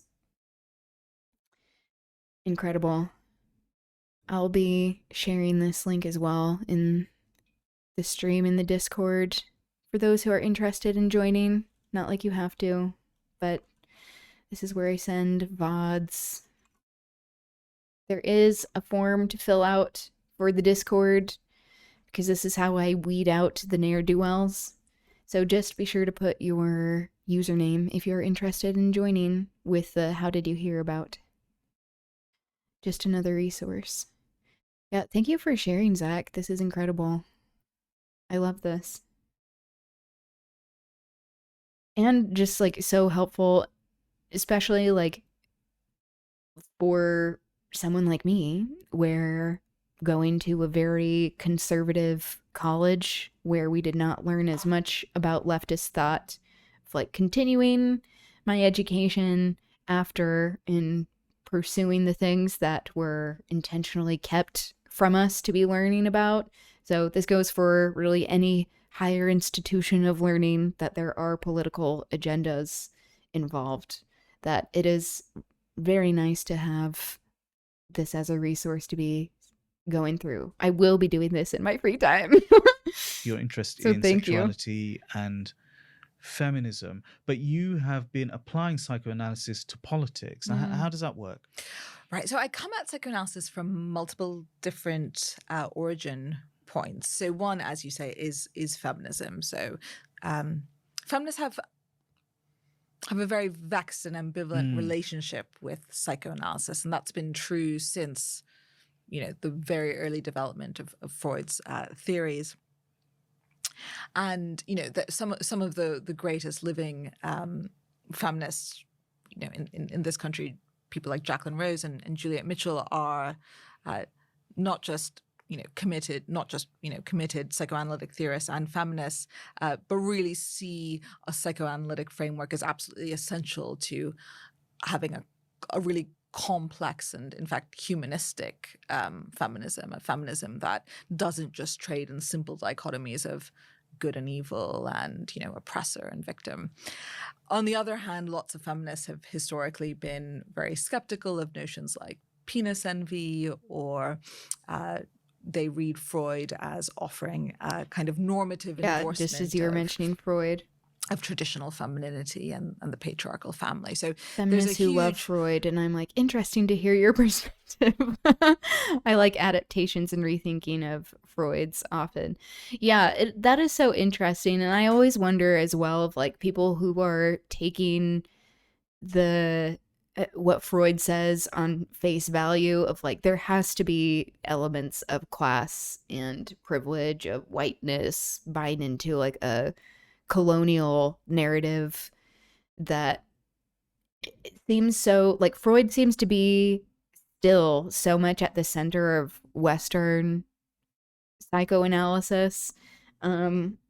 So in my mind, like it is much more of a colonized mindset, but I completely agree about feminist imperative, or there's a huge feminist discourse on psychoanalysis, which is very rich and fascinating. So that's one reason I'm drawn to psychoanalysis.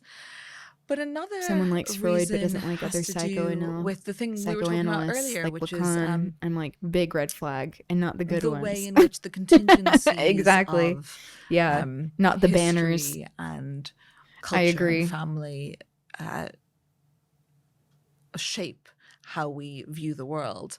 And there's a way of thinking about the psychoanalytic if people are as a whole really only knowing about Freud, it seems like they may have right? really so troubled interpersonal it's relationships. Kind of origin tracing. I feel maybe that's too reductive, but deep I don't know. Of human neurosis. It seems to be a pattern pattern. Behavior, right? By thinking of it as coming from the repression from the conscious self into the unconscious of some kind of unthinkable idea. And then the idea is that you excavate and unearth that deep thought and bring it to consciousness. You go deep into the imagination. Yeah. And you can do that with politics, you're saying, as well. I mean, Freud studied sexuality with reference to things like fantasy, libido, the Your death mom. drive, things like that. How do they help us interpret politics?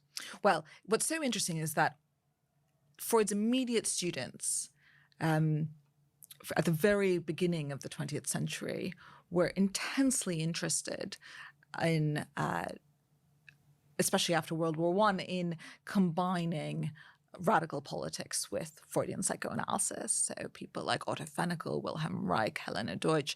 I mean, most of them were committed Marxists or socialists. I want Freud them to was bring up liberal. They were Heidegger, for but the they left probably won't. I know. of him, I'm hoping they will. and they Yeah. wanted to bring together Seems somewhat their doubtful. radical, politics that very much focused on, the working class with psychoanalysis, both theoretically.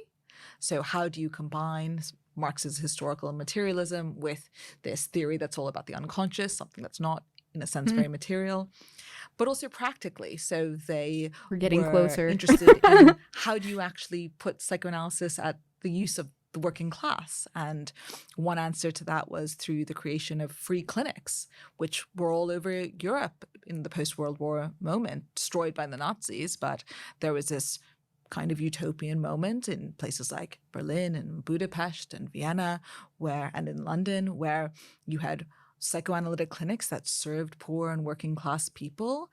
And Wilhelm Reich is a very famous figure at this moment, and he's someone who, on one hand, was very involved in the free clinic movement, and actually had a mobile clinic that he would take around and use to speak to young working class people about psychoanalysis, but also contraception and premarital sex and Marxist instruction. And then ultimately, he ends up writing, a book on the mass psychology of fascism. So all of these figures are also very interested, increasingly in the 30s and 40s, in trying to understand not just fascism and European fascism, but the appeal of European fascism to the working classes of Europe. Why is it that Europe's working classes are drawn to fascism? And they think that psychoanalytic notions like the ones you were talking about are absolutely crucial for understanding that. And of course, you might think a similar thing today, as many theorists do. So let's get into that, because you talk about the mass psychology of fascism and whether or not we think fascism is on the rise today. Certainly there is a rise in the far right. Yes. Okay. I mean, they're getting so close. They're getting so close to talking about him. Yeah, a German philosopher whose work was central to the development of phenomenology, hermeneutics, and existentialism. He has had significant impact within subsequent philosophy, social sciences, and humanities and theology. His magnum opus, Being and Time, is widely considered one of the most significant works of modern philosophy. And he introduced the concept of Dasein, am I saying that right? Being there, to describe the distinctive character of human existence, arguing that humans possess a pre-ontological understanding of being that shapes how they live and act, where he analyzed in terms of the unitary structure of being in the world. Through his analysis of Dasein, Heidegger sought to reawaken what he called the question of being, the fundamental inquiry into what makes entities intelligible as entities they are. In other words, Heidegger's governing question of being is concerned with what makes beings intelligible as beings. This question, he believed, had been neglected or obscured throughout the history of Western philosophy since the ancient Greeks. Yeah, turned increasingly to questions of technology, language, and art, critiquing what he saw as nihilistic trajectory of modern technological civilization. Yeah, there are a lot of people that were influenced by him. His legacy has been complicated and shadowed by his involvement with Nazism, as we were talking about this. In April 1933, he was elected rector of the University of Freiburg and joined the Nazi Party, a membership he retained until 1945. I mean, that was a long time, too. Not like anyone should be joining the Nazi Party, but he held in there. The nature and extent of his commitment to Nazism and the question of whether his philosophy is inherently connected to his political choices remain subjects of significant scholarly controversy. After the war, he was banned from teaching following denazification proceedings, a ban later lifted in 1949, after which he returned to lecturing at the University of Freiburg. During this period of enforced withdrawal, he nevertheless continued to exert influence through his private seminars and audiences at his home. His refusal to publicly repudiate his Nazi involvements or express remorse in unambiguous terms has continued to trouble interpreters of his work. Yeah. So, yeah, we can see how philosophy as well has been used to not just philosophy, psychology, additionally, have been used to justify right-wing movements, but how he did inspire a lot of people too who were not advocates of Nazism. But it is an important question to be asked and a good discussion to be having of if we can separate what he was talking about from fascist ideology.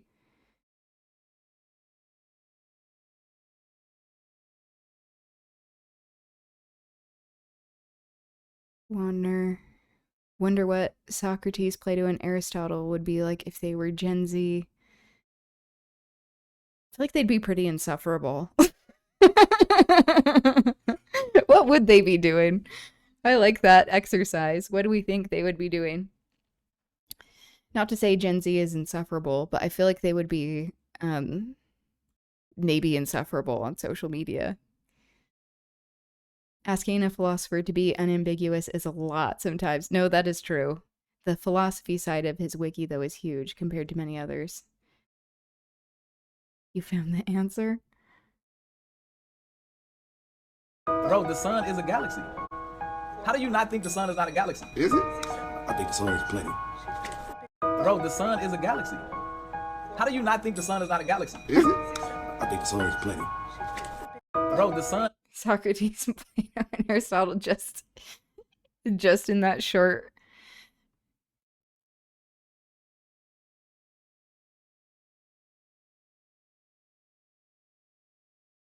You can delete everything after. Yeah, that is a good tip, Bouncy.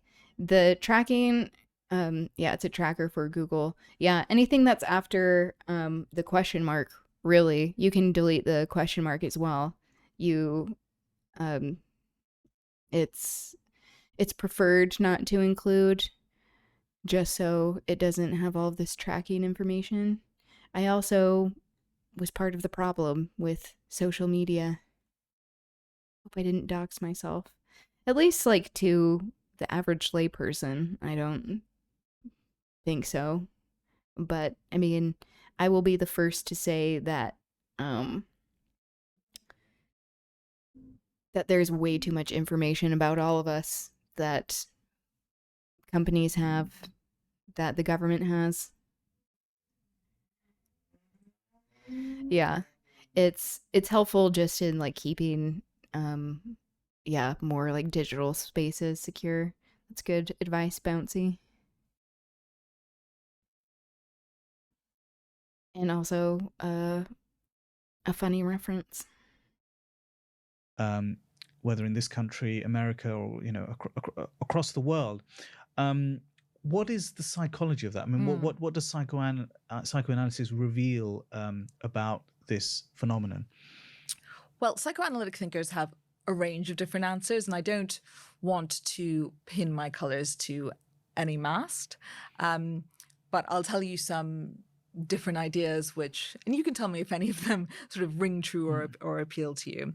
So, Wilhelm Reich's original idea was that there's something about the family, the patriarchal family, a family that is nuclear, that's dominated by a father, that is socially conservative, that's sexually repressive, ensures that the children, conform with, heteronormative, That's good to know, sexual Zach. morality, no premarital sex, Control etc., F. no homosexuality.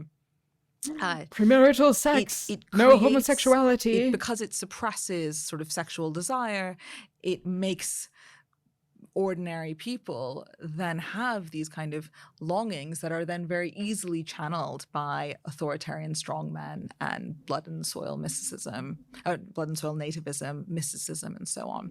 I'm not particularly attracted to that thought. I think another kind of way of thinking about bringing together psychoanalysis with the appeal of the far right is thinking about quite an understandable, I would say innate, ubiquitous, lovely news headline. Human drive AI for used to design brand new safety and viruses. security, Ew. right? So psychoanalysis thinks of each of us as no matter how though. outwardly rational and adult and mature, as Can we fundamentally even a kind of trust helpless, that what they're terrified infant saying and is that going to be terrified correct, infant though? wants Like it's going to security work? and safety, and in fact wants homogeneity, right? Wants a kind of oneness with a mother or an original caretaker, typically a mother. And it's very easy to tap into that thought and then redirect it at, an anxiety about immigrants and other forms of infiltration. That's quite a disturbing thought, because those... Hello, Twitch Katie. Welcome. Glad to have you. What is the video? It sounds nice. I love how she speaks. Yeah, this is Amia Srinivasan, and she is a philosopher talking about sexuality. Specifically, she wrote The Right to Sex, Feminism in the 21st Century. So this was an essay that she wrote that then became a book. So we are talking about sexuality as being inherently political, and also that it cannot be separated from, like, as part of political agendas as a way to control people of who is viewed as allowed to be sexual, who is not, what kinds of sexuality exist, whether you are a sexual person in general. So, sorry, but I didn't understand the names. Yeah, this is Amia Srinivasan, and so she is a philosopher, but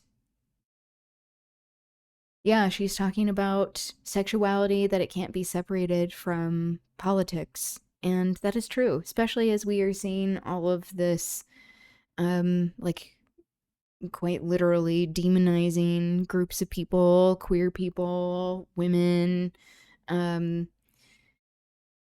that, I mean, and women can also be queer, but like intersections of these things, especially with race and ableism and xenophobia, how all of these things come together as a way to marginalize people and then uphold these power structures because of the marginalization.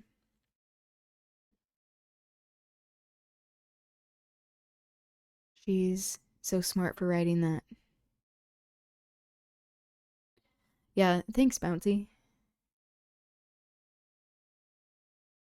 The desires of a child for comfort and safety are quite This is like especially innate, a treat, and it would then follow that for the these, sapiosexuals at a political out there. level, they might Hi. also be somewhat innate. I mean, is that an like, oh, we're going to be there? talking it's a about great what question. we're And so this is a attracted matter to of and huge why. debate when people Ideas bring together psychoanalysis and politics. Is the upshot of all of this a kind of fundamentally conservative thought, right? I The struggle thought that, with trying well, to there's explain those things.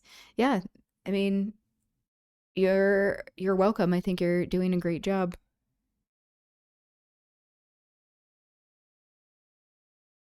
certain natural human tendencies, right? And it places a limit on political possibilities. So it's a kind of anti-utopian welcome. Glad to have thought, you. right? There's always going to be a hostility towards others. There's always going to be a desire to police boundaries and so on.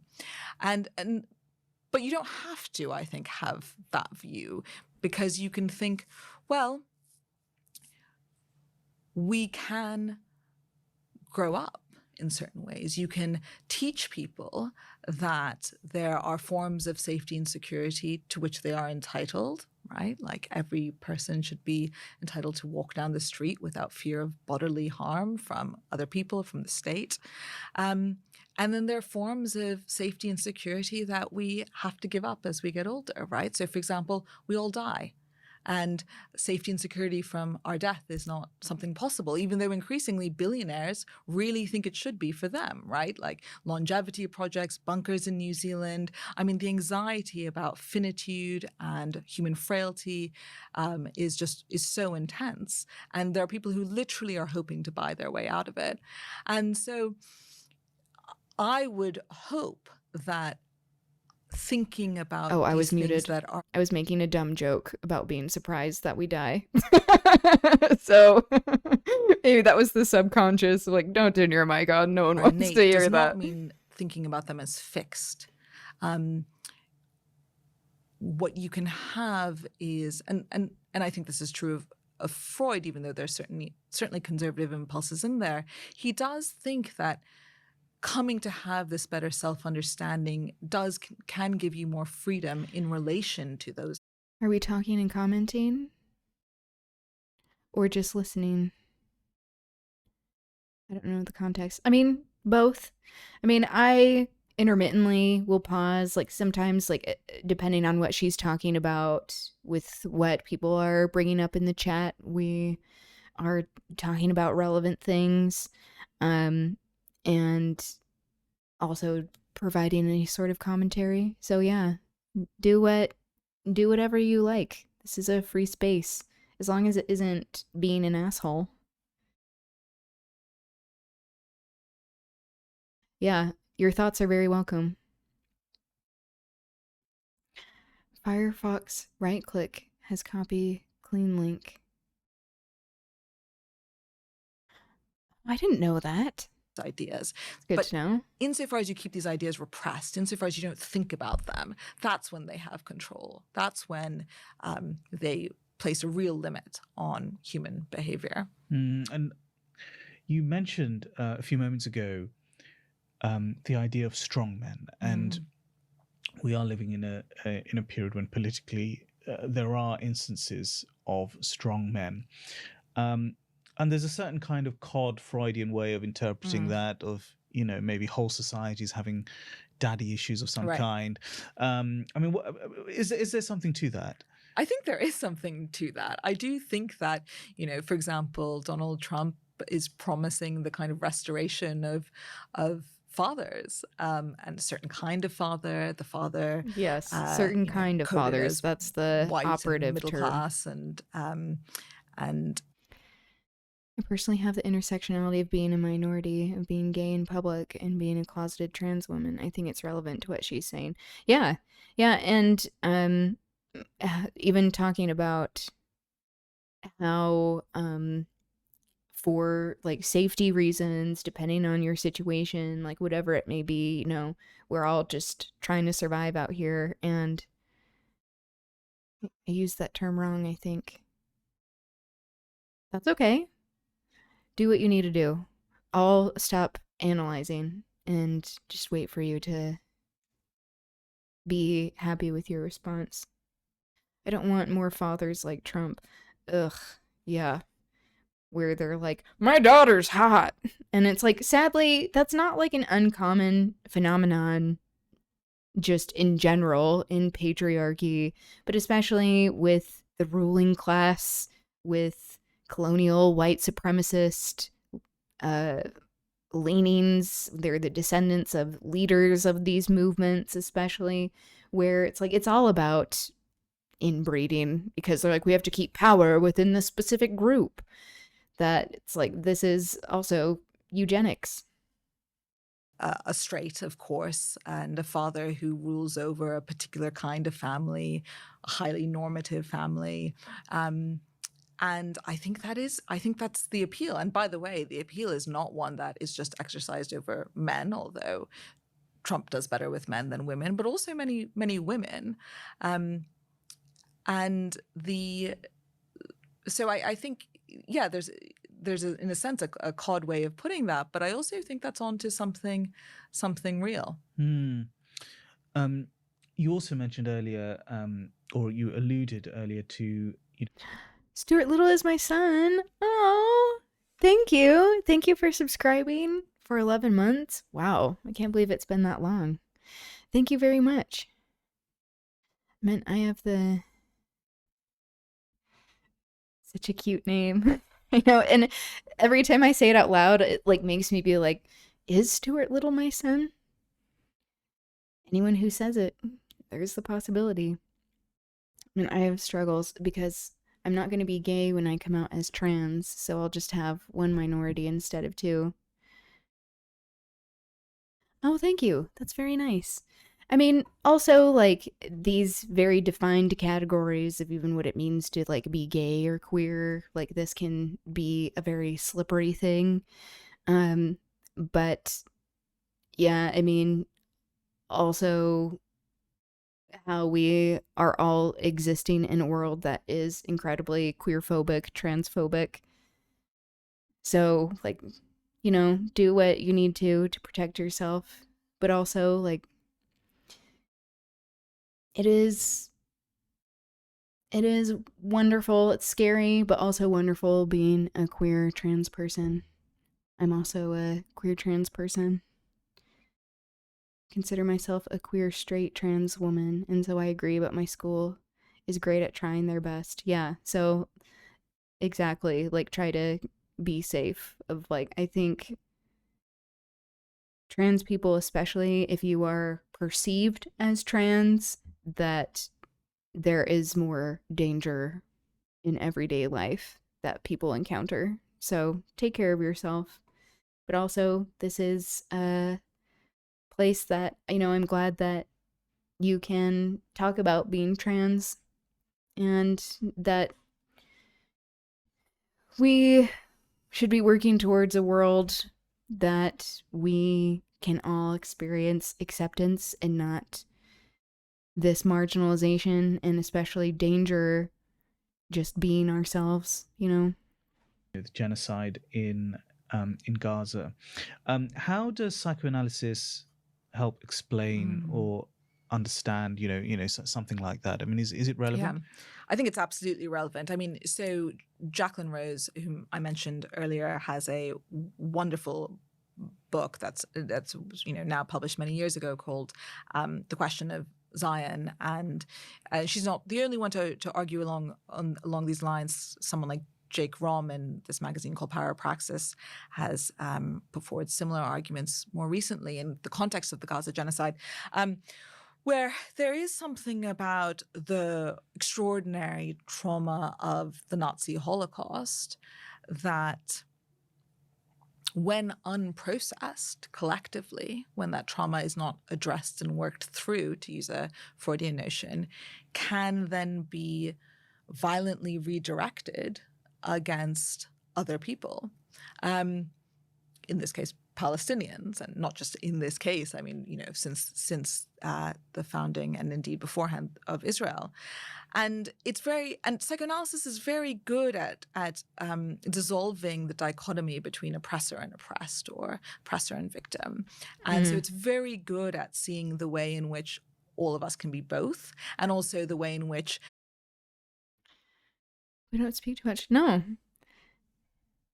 but absolutely. Your commentary is welcome. If I don't reply immediately, that's not an indication for you to stop commenting. It's very welcome. I would absolutely be in more danger at my school, though. I hope marginalization and assimilation stops, because that's how culture dies. There's barely any people speaking in my tribe's language. May not speak it and wish I did. Yeah, that is also just indicative of how colonialism cannot be separated from these fascist policies, white supremacist policies, that there are so many indigenous cultures that actually have more queerness and gender diversity. Like, I identify as Hijra, which is a third gender in many Desi cultures, and how when the British came to colonize India, colonize the sub-Indian continent, that area of the world in Southeast Asia, that there is this erasure of a third gender because patriarchy is very colonial. And if there is the existence of people who exist outside of these binaries, and this also includes transness, then that means that they don't have as much power over us. And so this is why they double down on the transphobia, on the queerphobia, on gender binaries, of strict gender roles in general, of like how this can't be separated, of like feminism and like queer liberation, where all of our oppression is very intertwined, why it has to be collective if we are addressing it. If we are wanting liberation for some, it has to be for all if it is to be actual liberation. A lot of people don't understand how important language diversity is. Yeah, and that is the end goal of ethnic cleansing projects, of erasure of culture and not understanding language. Of like, my grandpa came to Utah from India, and in order to assimilate as like one of the very few Indian people in Utah, especially like at that time in like Indian, because there are indigenous people who live here, indigenous tribes, that he did not speak any of the languages that he spoke before, like Gujarati or Hindi, and only spoke English. And so he's forgotten a lot of English, and like that is the intended effect of forcing people to feel like this is the only way to exist. And so like growing up, I could judge him quite a bit, to be like, oh, he didn't continue speaking his language, but also I haven't lived his life, and he was trying to survive this place, and that the assimilation, this forced assimilation, whether it was like cultural pressure or institutionalized with like residential schools and such, boarding schools, that has happened to many indigenous people, is that it has the intended effect of people not remembering language, or it being quite literally demonized with religious projects to justify erasure of identity. It is such a violent practice and is still institutionalized. Actually looked at what fascist signs Trump had. He had 1014 of Umberto Eco signs. Yeah, it's so important to stop assimilating tribes and non-white people. Boarding schools of Canada will never forget. It was mainly the church. Yep, exactly.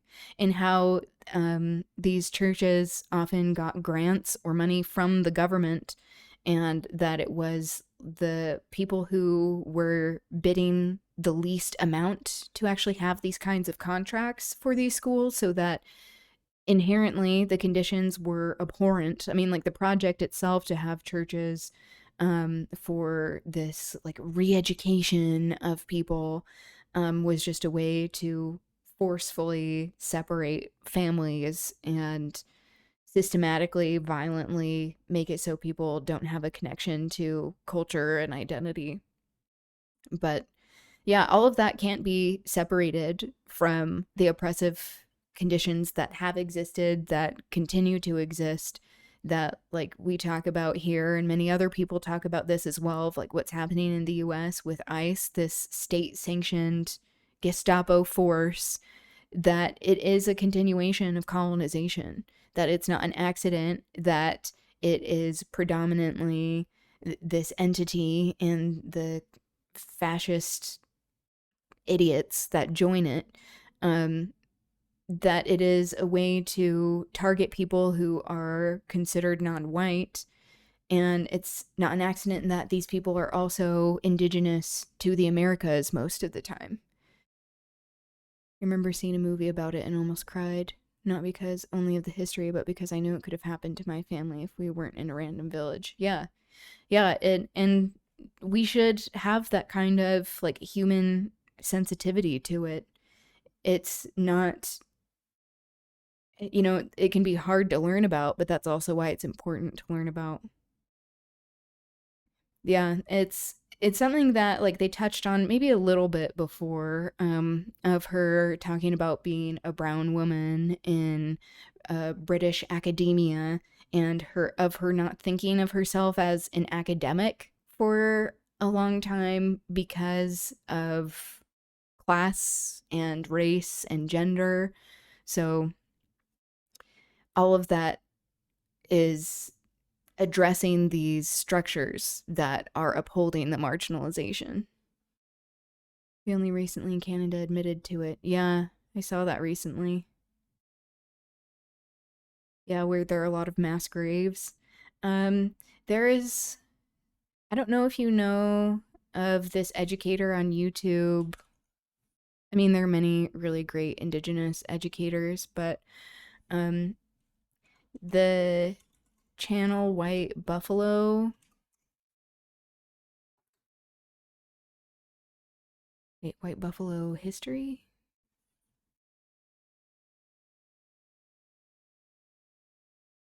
White Buffalo Circles. That they have some really great content where they talk about pre-contact culture in Canada specifically, but across Turtle Island as well.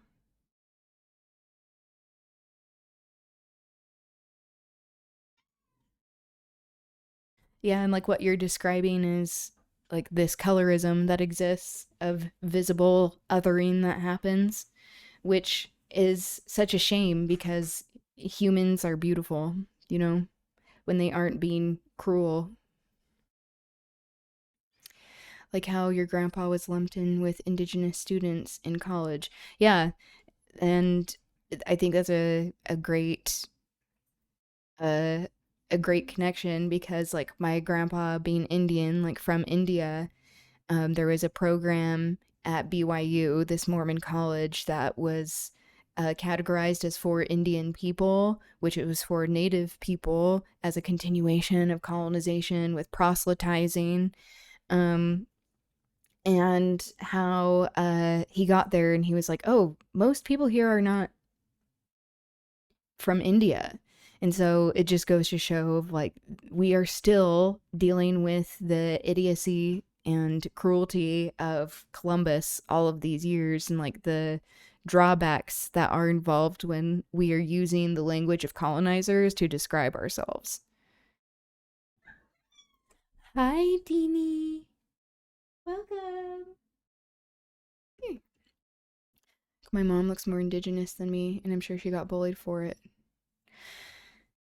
Yeah, and people do. It's like where colorism exists globally, which a lot of it has to stem from like these colonial projects, and also global anti-blackness that exists. It went downhill when the English took over. Yeah, and it's like, I mean, even though there was uh some friendly relations, but with the French, it also doesn't mean that it like set the scene for the British to come in as well. I think I tend to be even more distrustful of colonizers, of settlers. Like, even if there are people who are able to live alongside by each other, it's like you had British people, like the British government, these powers looking at this example and being like, oh, they have all of these like opportunities for making money. And also it doesn't mean that like there wasn't this over hunting of beavers and wildlife that the French were doing as well. I hate colonizers, but French were the best of the worst. Yeah, I mean, if we're ranking them, there could be worse things, and there were worse things done. That's for sure. This is Juniper. She's coming to say hi. It's very easy to switch from one to the other. So it doesn't venerate the victim, and it also doesn't Junie. in a sense, Teeny. it doesn't make He keeps trying to drink oppressor out of my into just water. She into a just monster. was It getting actually sees this as a a kind of drink over there. You know better. continuous and ambivalent set of You know positions better, that you can switch Bug. back and forth. I think one You have a thing I would fresh clean add to bowl. that story about the unprocessed trauma of the Holocaust, which she's like, this is what we're doing, right? This is where we drink, though. No. in the lecture I said, in a way, the mandate of You little never stink. again then gets No, inverted stop. into Here. the commission of genocide, right? Not at a conscious No, level, come although over here. sometimes, and that has been one of the features that's been very disturbing about recent events in Gaza, it has been explicit, but it gets inverted into, yes, again, genocide, but not against us. We are now going to be the deliverers of this violence as a way of compensating for the fact that we were subject to it. And they would say, in order to prevent a genocide of themselves. Right. And I think this is always the question. I mean, is that right? I mean, that's what they would say. Is that I mean, it seems to me just absolutely absurd to think that what was required to ensure the lack of a genocide against the Israeli people was the wholesale destruction of Gaza. And I think, which also can't be separated as colonization, as occupation, as settler colonization, stealing of land, of the ethnic cleansing and genocide that is going on, that it is a pattern, a continuation of what has happened and what is the history of Palestine specifically, of the British coming in before and colonizing Palestine, that it is a continuation of this. My dream is to see that woman come to my school and talk. I know, wouldn't that be cool? Yeah, luckily there are quite a few appearances that she's had on YouTube, especially with like modern philosophy, talking about something as like hip as sexuality and stuff, that she has been featured in more places, and I love to see that. Colonization started everything bad happening and happened. I mean, a lot of it, yeah, for sure. It's not to say that there weren't issues that existed in various societies that that happened or that existed before colonization, or that before they were impacted by colonization, of like, especially as someone who is Indian, of like me being Indian, acknowledging that caste existed before the British came in and colonized India. So like there are issues to deconstruct there, but that we can't truly deconstruct it until we work on decolonizing. Worldwide, it's a pattern. Yep. No, I agree. It just entrenches like some of the issues that have existed in various societies. It entrenches the issues and exacerbates them to such a degree that it gets that's where colonization is even able to get a foothold to begin with, is by seeing these various things that happen in societies and say like, oh, this is where we can get people to fight amongst each other. And then the colonizer comes in, and first a lot of the time with missionaries of sorts, of churches, and then militarily. Something imperialism, something capitalism. Yep. if you listen carefully to what people actually say, that isn't what they're really saying. There's a deeper wish at work there.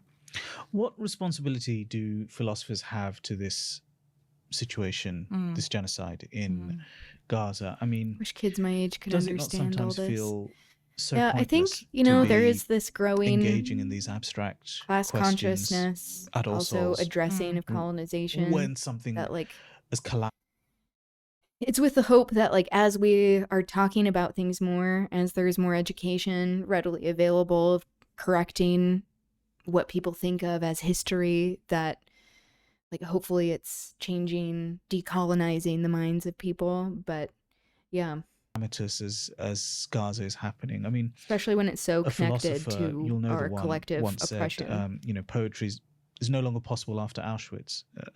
Is philosophy possible after Gaza? I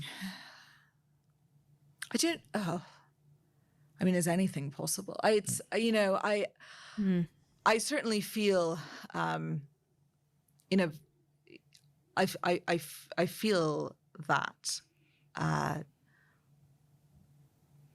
as a lived issue. I also think, though, that dwelling on it is a bit narcissistic. So I think the real question is, what power do you have and what do you do with it? And you have to use whatever means you have at your disposal to address and fight and advocate against injustice and oppression where you find it. And you've been quite unusual among philosophers in being involved with things like teach-ins, and you've written about this in the context of other student movements and protests. I was also quite involved with the student protests around Gaza in Oxford. They did a remarkable job. It's that those encampments weren't easy to manage, and I think the students who were involved in them learned a huge amount about the difficulty of mass politics, as it were. Generally avoid stating age. Yeah, I think that's good advice, Bouncy. Also, I'm morally obligated to say this is an 18 plus stream because we were talking about more explicit things. I think there needs to be education readily available to young people in talking about sexuality. But if I'm to be a responsible streamer, I would probably be most comfortable with this, but also this doesn't mean that I don't want you to come back as well.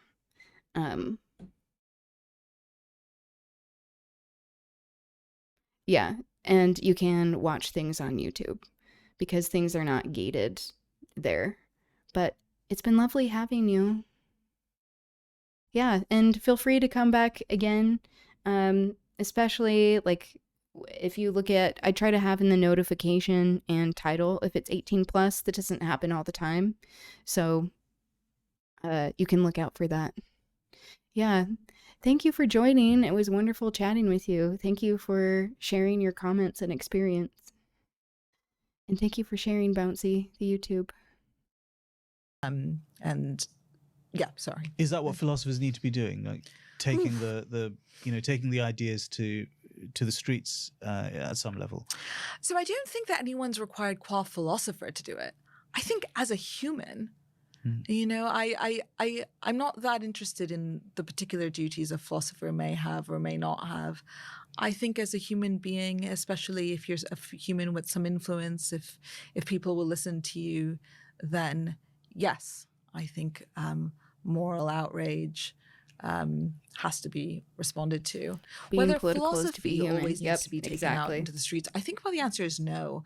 I'm actually, and maybe this would come as a surprise given everything I've said, or if people know anything about especially my when work, people try to say like, it's not I'm that actually deep. allergic to the thought that all philosophy needs to be like, which can be a dog whistle. Oh, they have this clip of her saying this at the beginning. This is a really great line. Accessible or have impact, or that everyone needs to be a quote unquote public philosopher.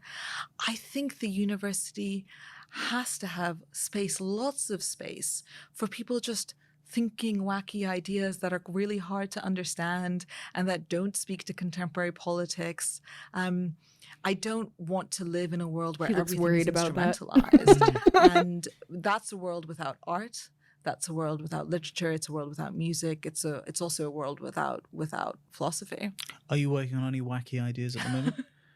I mean, what's your next book going to be about? Well, I'm working on a very academic book on genealogy, which is a notion that comes from Nietzsche, the 19th century German philosopher. I love that way of thinking. Which is precisely about this theme we've skirted around of tracing the origins of our beliefs and values. Like actually letting in diversity of thought into higher institutions. And frameworks and what implications they might have. I don't know if the book is wacky, but it's certainly boring in large parts. So it's not that's a very bold confession to make. Well, no, but it's kind of proudly boring. I mean, it begins with 40,000 words on Greek philosophy, and and I do think that the Academy needs room for that, for scholarship. In terms of wacky ideas, though, so I do have the idea to make an argument that, and I won't say too much about it, but Courtney that everything love is quote equal. about this, which So she's not without her own humans, controversy not and just all, problems, but humans and animals, not just that all living reminds creatures. me of what we're talking about. Everything, including rocks and stones and trees. Right. Okay. Wow. That is wacky, I suppose. Well, Amia Srinivasan, it's been a real pleasure to have you on the podcast, and I look forward to hearing more about that. Peony, and yes, I see what you're doing. Thank you for joining us. Thank you, you so little much. stinky. Let people into the academies. Yep. Higher education is so busted, I know, with like all of the bullshit that's involved of like saying they're wanting to be for knowledge, but then also banning so many kinds of thought, being complicit in genocide, complicit in these oppressive systems. There was somebody who was in my like YouTube comments a little bit ago that was trying to say like they clearly hadn't like watched the video that they were commenting on, because I was talking about like revolutionary history, and I'm like, if they had like watched the video, they would understand that like I agreed with them. But they were like how can you claim to be a revolutionary if you haven't studied this, if you haven't studied that? And I'm like, I think revolutionary is more about like the substance of someone's heart, because there are so many aspects of existing in this world where we are intentionally kept ignorant. So, like, I had also read the things that he was talking about. Just, like, people are so weird. Like, they're essentially not guarding students from ICE. I know. And also being complicit of, like, there have been, people even dressing up, like, as security. I've heard this a couple of times. And, like, going into classrooms and kidnapping, trafficking people. It is evil. What we were just talking about, what they were just saying, reminds me of this Courtney Love quote. Don't be bitter and mean because you don't fit in. It's a gift. Look at you. You've got your individuality. You don't have the herd instinct. You can read Nietzsche and understand it. Only dumb people are happy. I mean, I think it's okay to be bitter at times. What she's talking about is like taking it out on others of like, what is the point in conforming? Like, conforming is boring. This sameness that like colonizers, that fascists are imposing on all of us, like that, who wants that? It only benefits the people at the very, very top, the 1%. And also, even they are hurt by it, but they don't want to acknowledge that, you know? Okay, I did want to play this video, why feminists support the decriminalization of sex work. And I know I said in the description that we would be talking more about sex work today, but since I do have to end in a little bit, I still want to get to the reading. We will continue talking about this tomorrow. Okay. And this is by the account Decriminalize Sex Work. Feminism means that, regardless of gender identification, people should be treated equally. There is nothing feminist about policing the sexual choices of consenting adults of any gender. Feminists have fought and continue to fight for bodily autonomy and access to birth control, medically accurate information, and safe and legal abortion. These crucial rights protect the choice of whether and when to become a parent, and also the ability to choose whether, when, with whom, and why to have sex. Prohibitionists believe that sex work is inherently coercive, and therefore every act of prostitution is an act of paid rape that should be criminalized and prosecuted. Feminists believe that people of all genders are active agents of their lives, operating on a spectrum which includes choice, circumstance, and coercion. No one should be criminalized for the sexual activity in which they engage with other consenting adults, whether money is exchanged or not. Historically, prohibitionists have partnered with law enforcement and religious leaders to suppress vices including prostitution, pornography, and alcohol. Anti-vice squads in the 1870s targeted immigrant-owned businesses, brothels, and people who distributed condoms or information about birth control. In 1910, the Mann Act, also known as the White Slave Traffic Act, prohibited the transportation of women across state lines for immoral purposes. Rather than rescuing abducted women, this law was broadly used to prosecute consensual interracial relationships. Laws targeting female sex workers have often been broadly applied to all women in public spaces. During World War I and World War II, under the guise of protecting the public. Also, the fact that it's called the White Slave Act, like as if there weren't black women, women of color who weren't also subject to trafficking as well, like that's crazy to be framing it in that way. But once again, it's white supremacy. Also, fuck the pigs. From sexually transmitted infections, STIs, promiscuous women were arrested. In 1918, the American Plan empowered law enforcement to arrest women who were profiled as sex workers to prevent the spread of disease among soldiers heading off to war. Lawmakers claimed that women, particularly low-income women of color, spread STIs, not men. These laws shut down brothels and forced sex workers into the hands of organized crime and predatory traffickers. Prohibitionists applauded these efforts as saving women and society from immoral practices. Alliances between prohibitionists and religious conservatives led to the porn wars of the 1970s and 80s, pitting prominent feminists against porn performers, most of whom were women. The partnerships between religious conservatives and prohibitionists reveal a long chasm within the feminist movement. Today, religious organizations have partnered with certain high-profile prohibitionist organizations to promote the entrapment model, which criminalizes clients and third parties, but not sex workers. While some believe the entrapment model protects sex workers by criminalizing half of a transaction, it is, in fact, a patriarchal manner of denying agency to women and other people who choose to sell sexual services.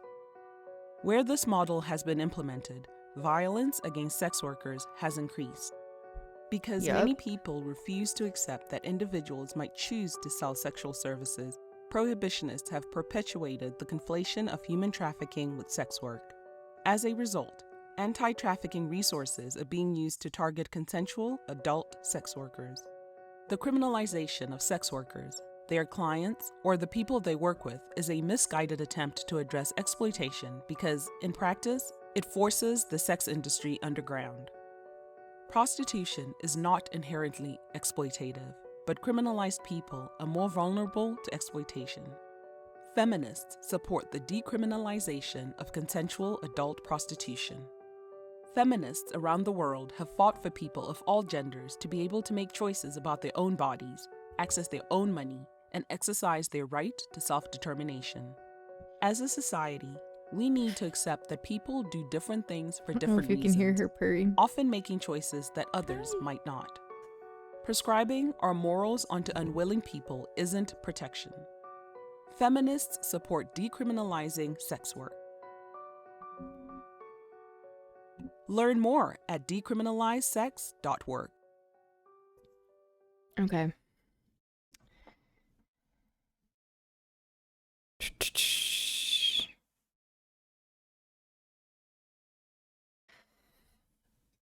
Decriminalize sex work. This is very important.